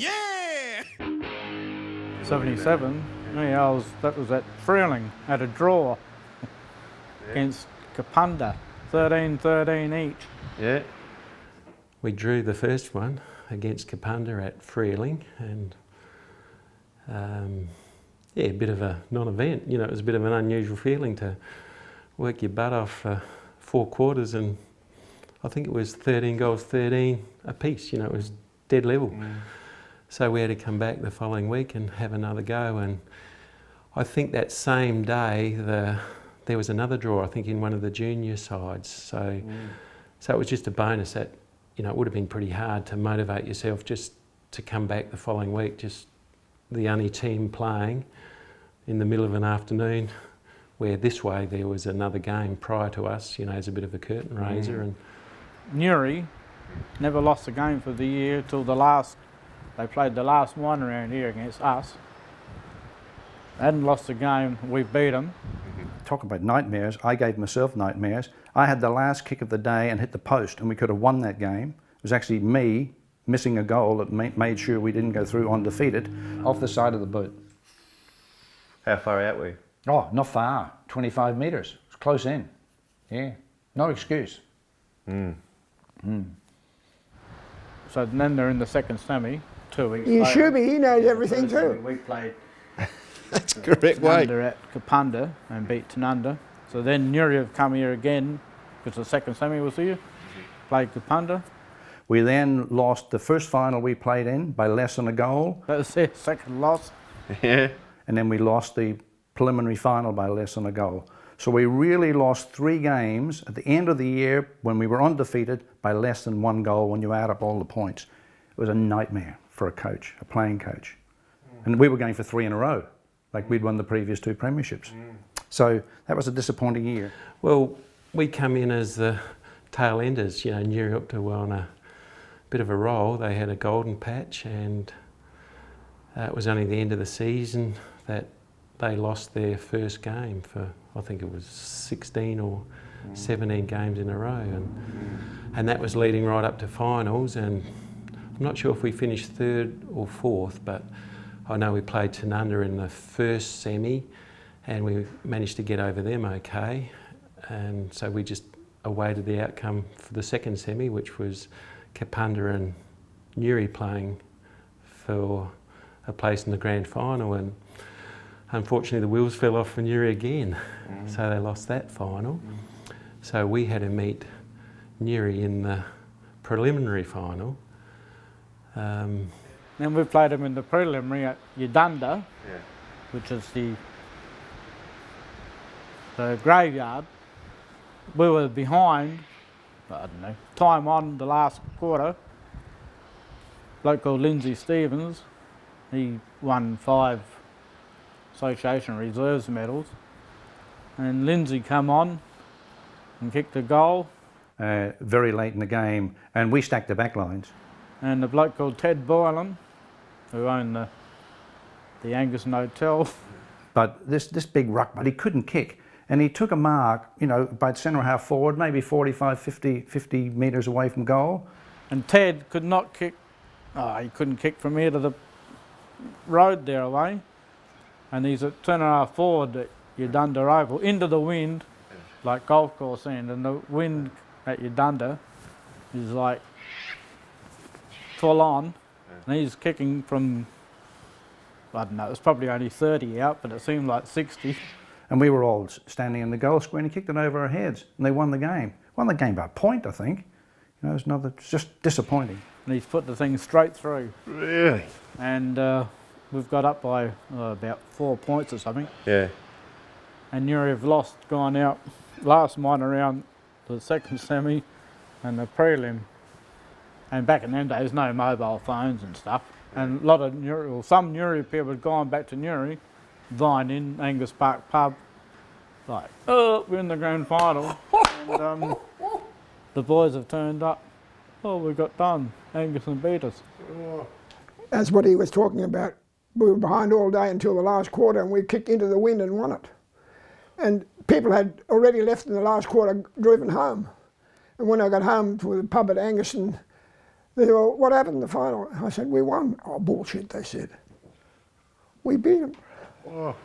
77 will always be a disappointment. You know, we had a great side. There was, you know, a lot of local talent that particular year. We had the handful of imports that we have every year, but we all just sort of gelled nicely, and you know, we just took one game at a time. Darryl Bill was a great coach, and he come up from the Centrals. You know, he played here for 71, 2, 3. Had a stint at Tanunda as well, but then came back and coached us in 77.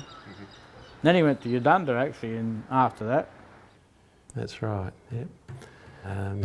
And then the year after that, I shot off to town and had a crack at Centrals. The only player in today's side that played in the last 1977 premiership side. Let's go with the kick, but it's offline. Umpire makes up too much ground and is offline for a minor score.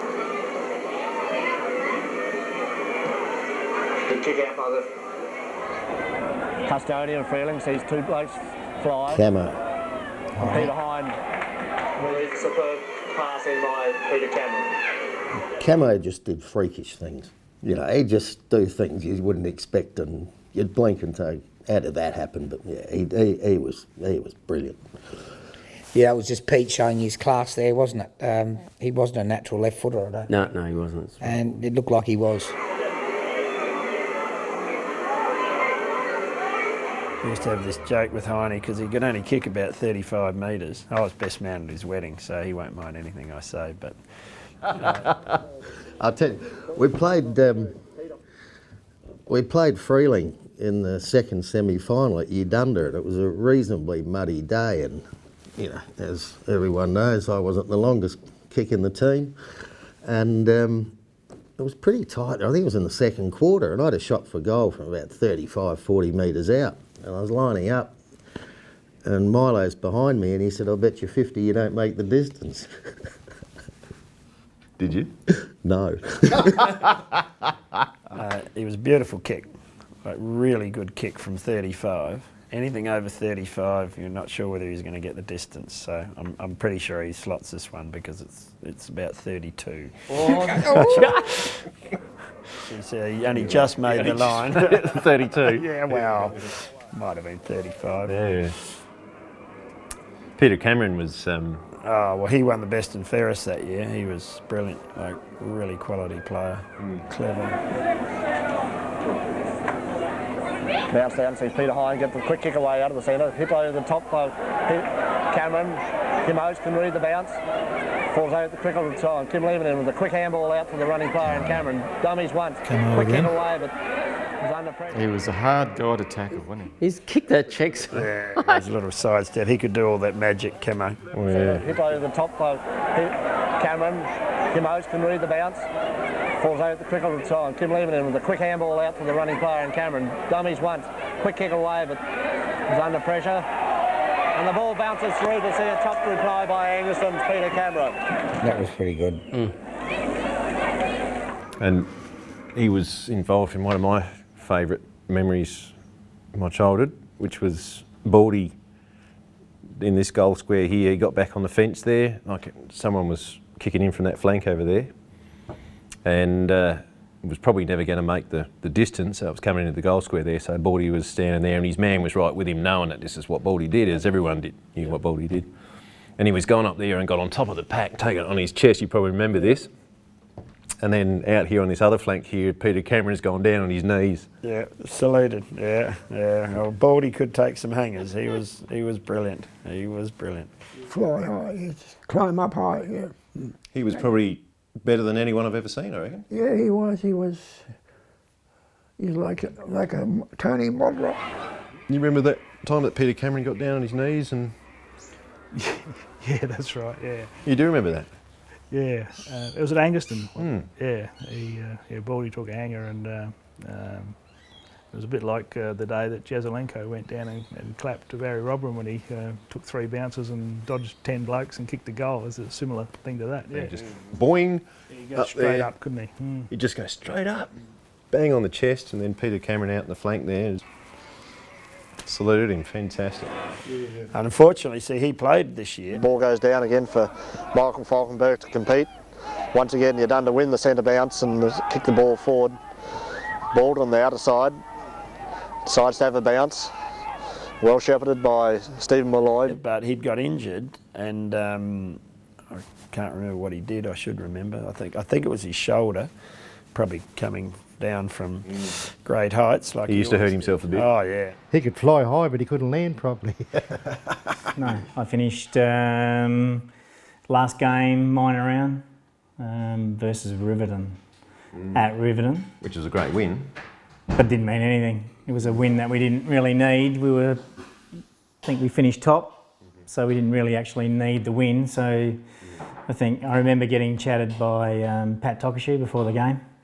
I was actually playing wing for that game. Well, I played wing most of the year. I played wing all year. Always, yeah.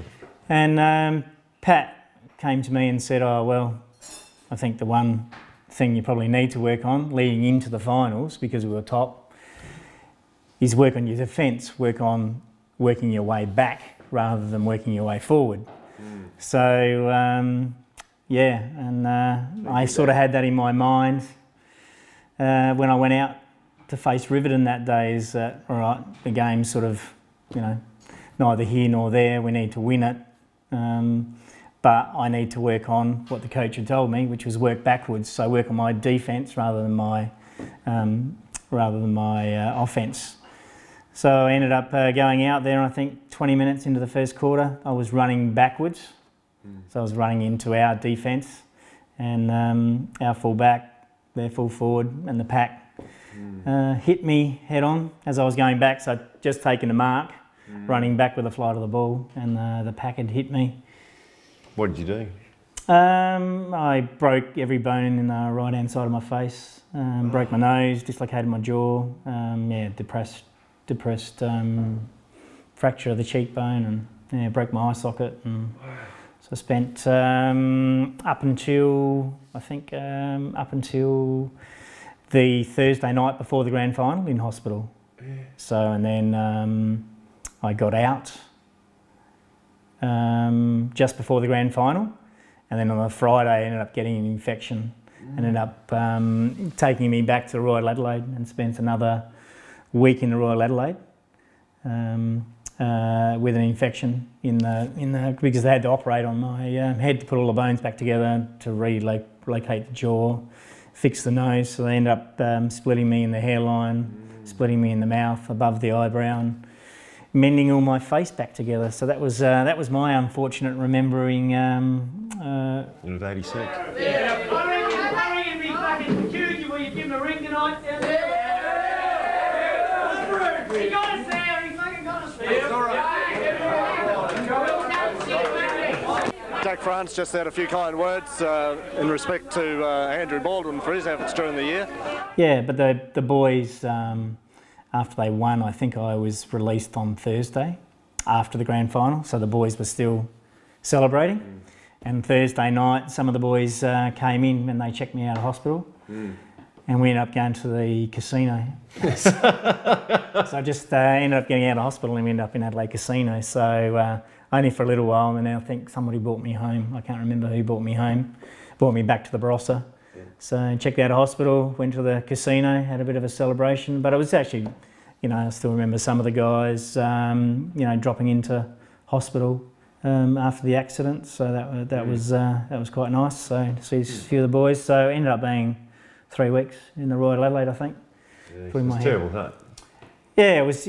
I guess it was the unfortunate part, but for my misfortune, it obviously lays another, which was for Dave. Otherwise, Argent. Walter wouldn't have played. Yeah, Dave Argent. So Walter came into the side, and I think was he best finals player or best. He certainly played well. Yeah, I think he played well in both finals. I think so. Baldy had that amazing ability to jump, off a jam tin and be able to push with his legs his opponent and just get like horizontal and just take these remarkable marks. Yeah, amazing. Did you see Baldy take a screamer? Yeah, I have. Yeah, was one of those. I suppose he's a bit of a gangly looking sort of a young fellow, and when I first noticed him come on the scene, and he had really good leg speed. I was surprised because I stood him quite often, and he being a little bit taller than me, and like I had a little bit of spring in my legs, but he certainly he could get up, he could jump, he could run, So he had quite a few attributes there that I guess Angaston were harnessing. Yeah, I think he was wearing a helmet then, which he should have been, because he really could take a hanger. He could get up there with the best of them. Well, you'd remember that. And in '87, took me probably a good 6 months. They weren't sure about me coming back to play. So then played with a helmet in '87. Really? So you weren't playing in a helmet in '86? Was I? I sort of got memories of you. Yes, I was. Yeah, because I had been concussed too many times. And then I got another helmet to help protect my.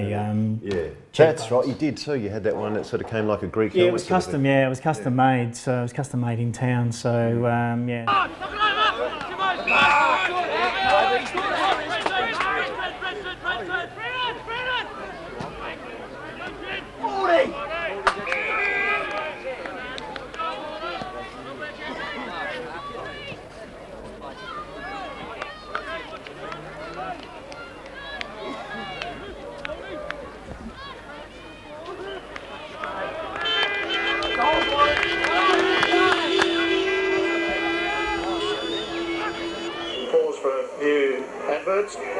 sponsor Mitsubishi, who sponsor the kids' trip for your new car, motorbike or steel chainsaw. Nine host John Lamore with Angaston Hotel for that cold beer and delicious can lunch in friendly surroundings. Sponsor Graham Caines. Angus Park Fruit Company, specialists in dried fruits and nuts, sponsor Russell Galing. Try their fruit medley for your next party. They're your sponsors, Russell. Was, yeah. Good sponsors? Fantastic. They better be. They were. It was half owned by my father, Angus Park Fruits. He was a famous horse trainer, but a lot of people don't know, but he used to own half of that with Paul Mariani. And in fact, it was quite amazing that when I was crook, I think Prue organised it. I got this huge box of dried fruits because I was constipated badly in the first couple of weeks when I was doing my rehab. So I sent an SOS to Prue or David, and the next couple of days this huge box of dried fruit came through. And it did come through, so it helped out tremendously. So thank you. Thank you to Angus Park. Back to the football as see the ball relayed back. Crowd very much vocally for Angaston. Cuts it down, Peter Hines. Throw. Scrimmage occurs. Stephen Malloy, dummies this way, that way, slips at the vital time, hits the ball out to Grant Humphreys. Grant Humphreys playing in his first grand final, heads the ball out to Starrick, well shepherded by Tim Oates. Strong body work, lifting the elbows by certain players.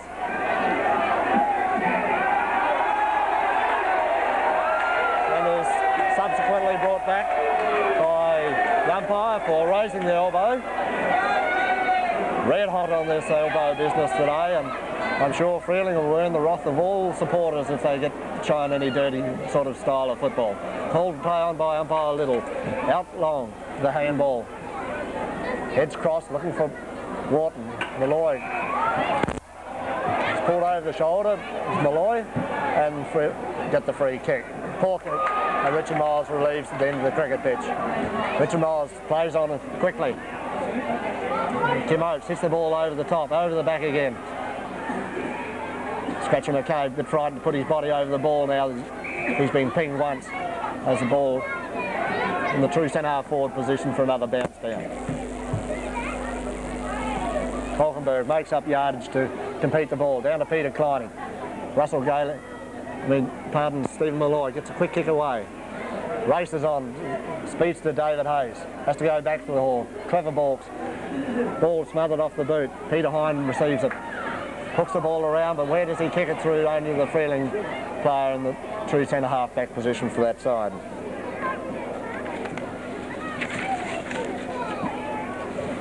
MacArthur sends the ball down, and Les Boston takes a superb mark. Handballs over to the running player Graham, onto Bradley Wharton. And Bradley Wharton doesn't make any mistake for Freeling to put another major on the goal, on the scoreboard for that side. James Linky will be known playing football by tonight.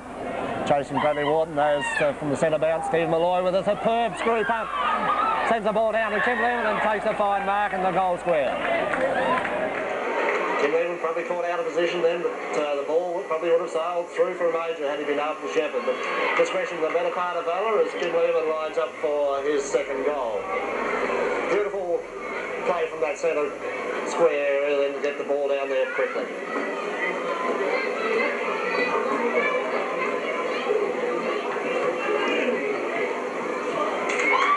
Up the side down as he sinks his second goal, and Angaston replied that goal by Bradley Wharton to lead 5 goals 1 to 3 goals 1.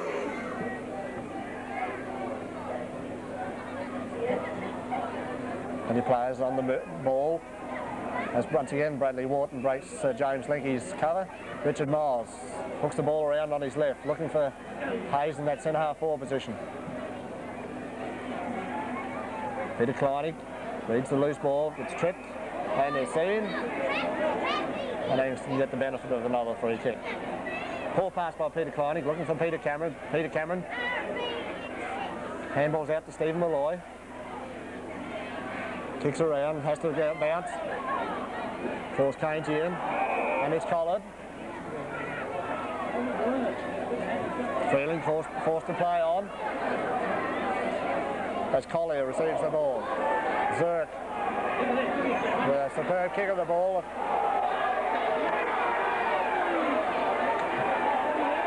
And a costly mistake by Perkins sees Freeling register another goal.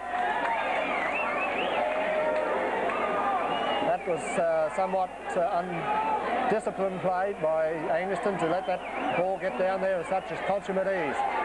They did have a bloke sent off in the grand final. It was Collier.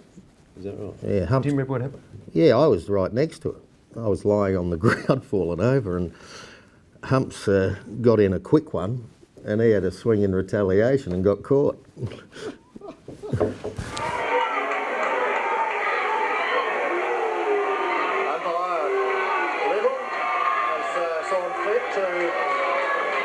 Send off Collier, and Chris Meany gets his first run in the grand final.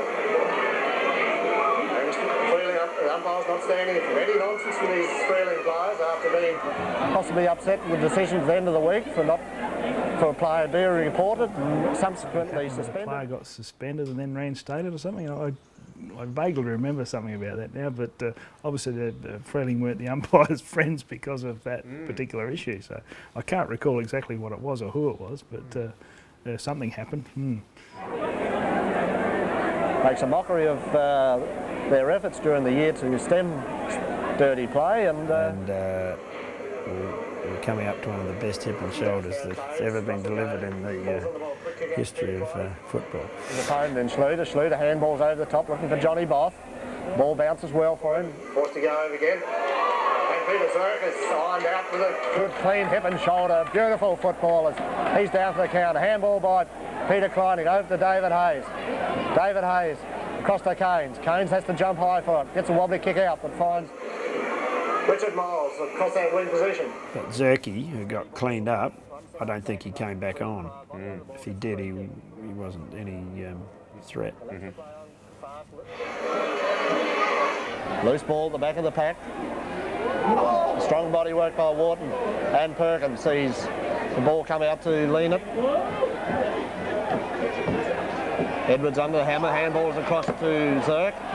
Zirk, give me a goal, and hits the post. hits the post. And I think that is a just result on what should be a day that he shouldn't even put on the Freeling Guernsey. Just reward. I don't care if he doesn't get another 2 games. That was just reward. Obviously got rubbed out for some reason and then got reinstated. But as Milky said, fully deserved that awful missed opportunity. A day that he shouldn't even put on the Freeling Guernsey. Just reward. I don't care if he doesn't get another 2 games. That was just reward. The ball. He's a bit of a fairy, this fellow is. Grant Humphreys calling the crisis, kicks the ball out, looking for Stephen Malloy. Handball over the top to create the loose man. David Argent on his left leg. Superb athlete with plenty of balance. He runs forward with a long kick, kicks the ball in centre. Pull forward and Russell Galing on the end of a timely bit of play by David Argent. I think it's probably one of the best team efforts I think Angaston have probably put in, as Russell Galing put through another major score to see them go to 20 goals 10 to 10 goals 9.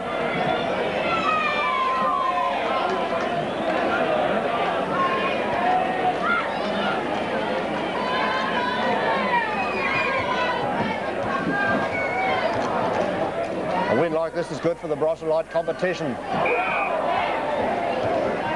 as Freeling have had a stranglehold on the competition for the last 3 years, and it's good to see another outside club, as nice as it is at Angaston, to take control of the Brosselite football scene.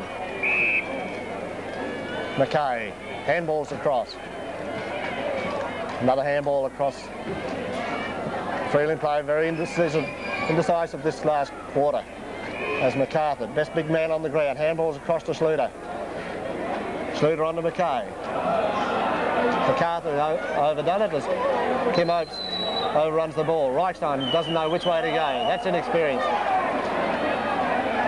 Zirk is caught the play on, says the umpire. Schluter, nowhere to go. Fiddle farting around instead of a kick would have got that way.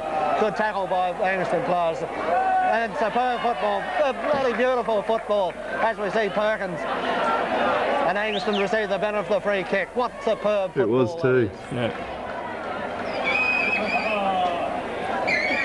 If anybody wants to see some highlights of the football, please make yourself welcome to these tapes. Superb football. Probably never see better. Perkins heads for the boundary. Wharton still got plenty of dash in those legs. Hooks the ball around his body. Only find the Sterling player and Greg Simmons take another fine mark in that back line. That's cheek now. Simo heads for the... Oh, got that though. Confidence and heads Full across head. goal. He's got confidence in his teammate Grant Humphreys. Cross the line. Let's. Grant, Yeah, Michael Falkenberg, they can do no wrong as they head outside. Tim Asher, body over the ball, and forces the ball over the boundary line for another throw-in. Angaston are getting a bit cheeky now. Falkenberg in the ball, Russell Galing, handballs across to James Linky. James Linky looks for the running player and Peter Hine. Peter Hine dodges the body. Freeling dodge back and Brenton Starrick butters up. The ball is smothered off the boot. Well played. Heinrich can force the ball over the boundary line.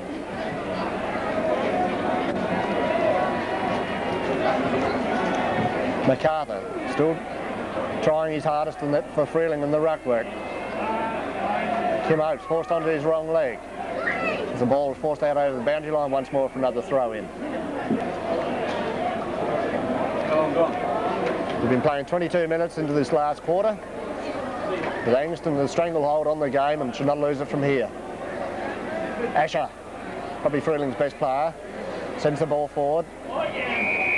Finds for the first time, I think. The Freeling player get a quick kicker across the play. Stephen Malloy got 2 players to beat. Tim Leonard. Good tackle by Perkins. Stephen Malloy handballs across to Richard Noyles, the running player. Bad hand pass. Sets Russell Galing up. They're still in there trying. Which way, which way? Good tackle by Richard Miles. What a captain's game he's playing. He ran from the back pocket down there to put the pressure on and put the free kick on. Quick handball across, finds Russell Galing. Russell Galing lets go with a magnificent torpedo goal. And another goal. What a superb finish to a great effort by Richard Miles and Russell Galing. Angaston players always make the ball the object, and that's been the essence for any young player watching this replay. The Canes from that centre bounce. Across the deck, France. McKay probably playing his swan song for Freeling. Puts the body in. The body's over the ball and another ball up on the other side of the cricket pitch.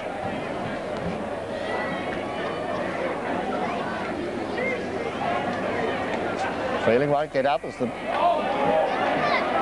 McKay wants to finish his football and the boots and all. I hope this is on replay because I feel that there will be some reports out of that for sure. McKay done his block, he's done his Charlie. And he's probably trying to get his boots hung up for the end of the year and probably his life if he gets swinging boots like that. Frustrated coach. Be a man, Mackay. Stand up and play your football.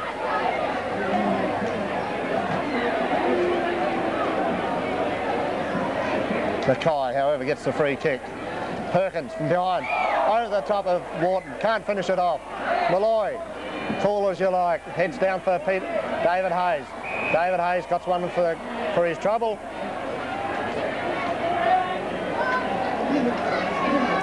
Russell Galing not too happy with the treatment dished out to David Hayes.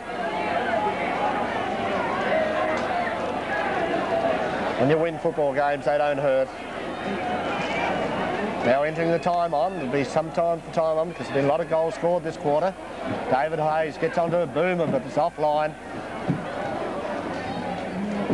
No, it didn't make the distance as Michael Falkenberg lays prostrate on the ground after soaring above the pack to try to take a specky.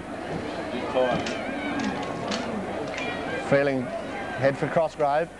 Peter Hine ducks the chutney and be paid the free kick for a trip. 1 minute into time on. Angaston scoreboard reading 21 goals 10 to Freeling 10 goals 9. Great effort by Angaston this last quarter. They kept Freeling score goalless. Whereas Angaston have added 7 goals. Superb kick by Peter Cameron, who took the relieving kick from Peter Hine.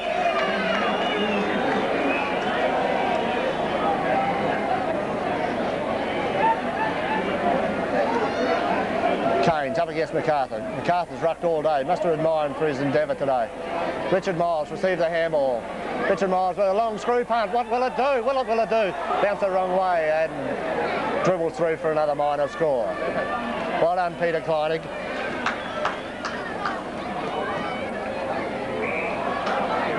From the kick in, Steve Malloy, 1 against 3 players.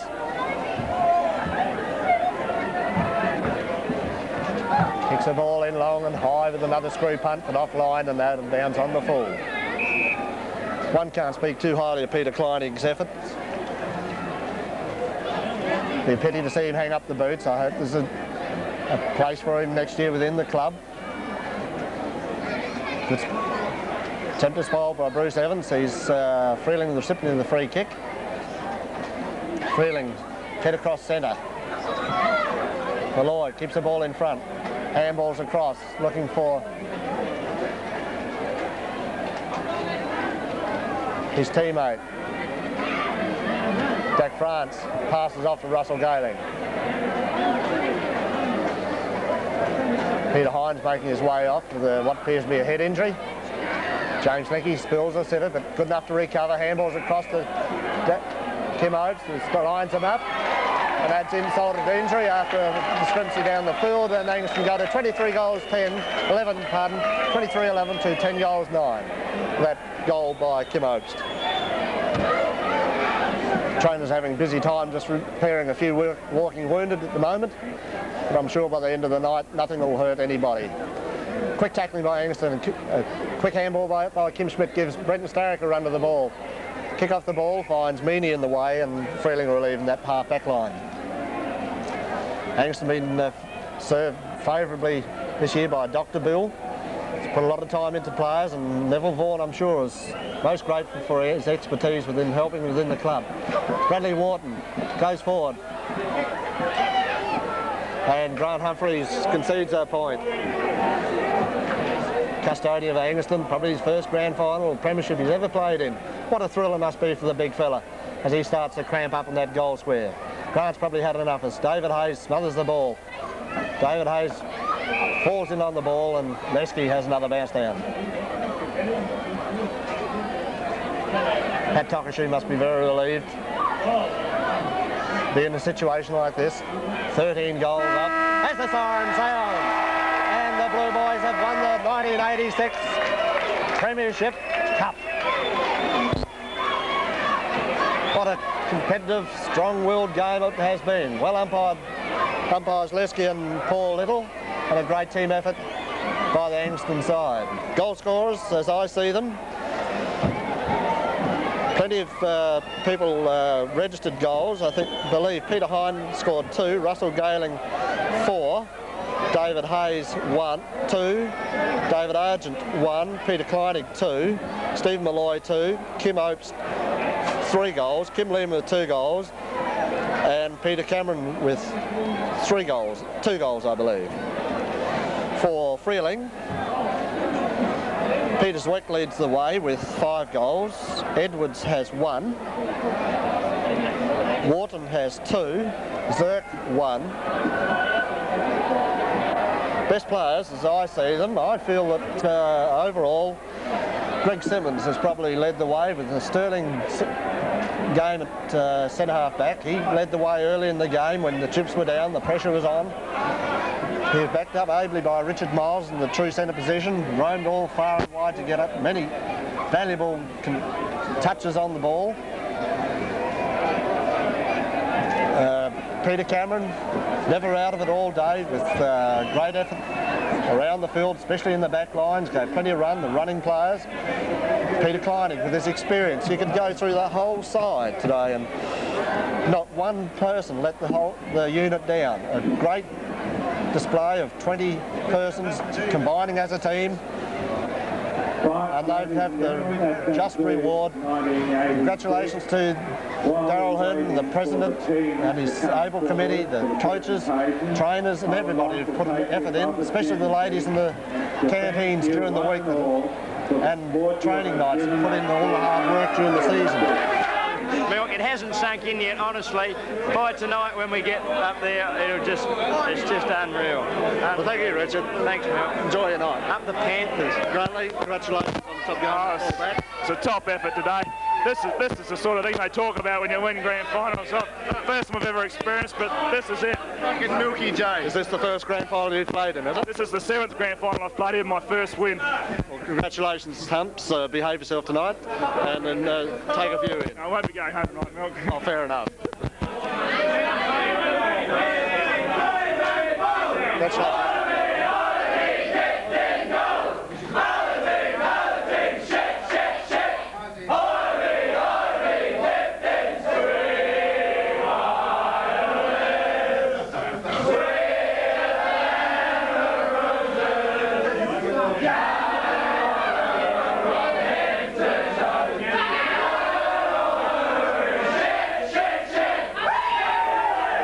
Very good.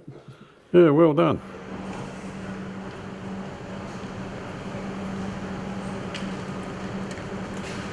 Platform 1 leaders, push 1, trying to buy platform 1,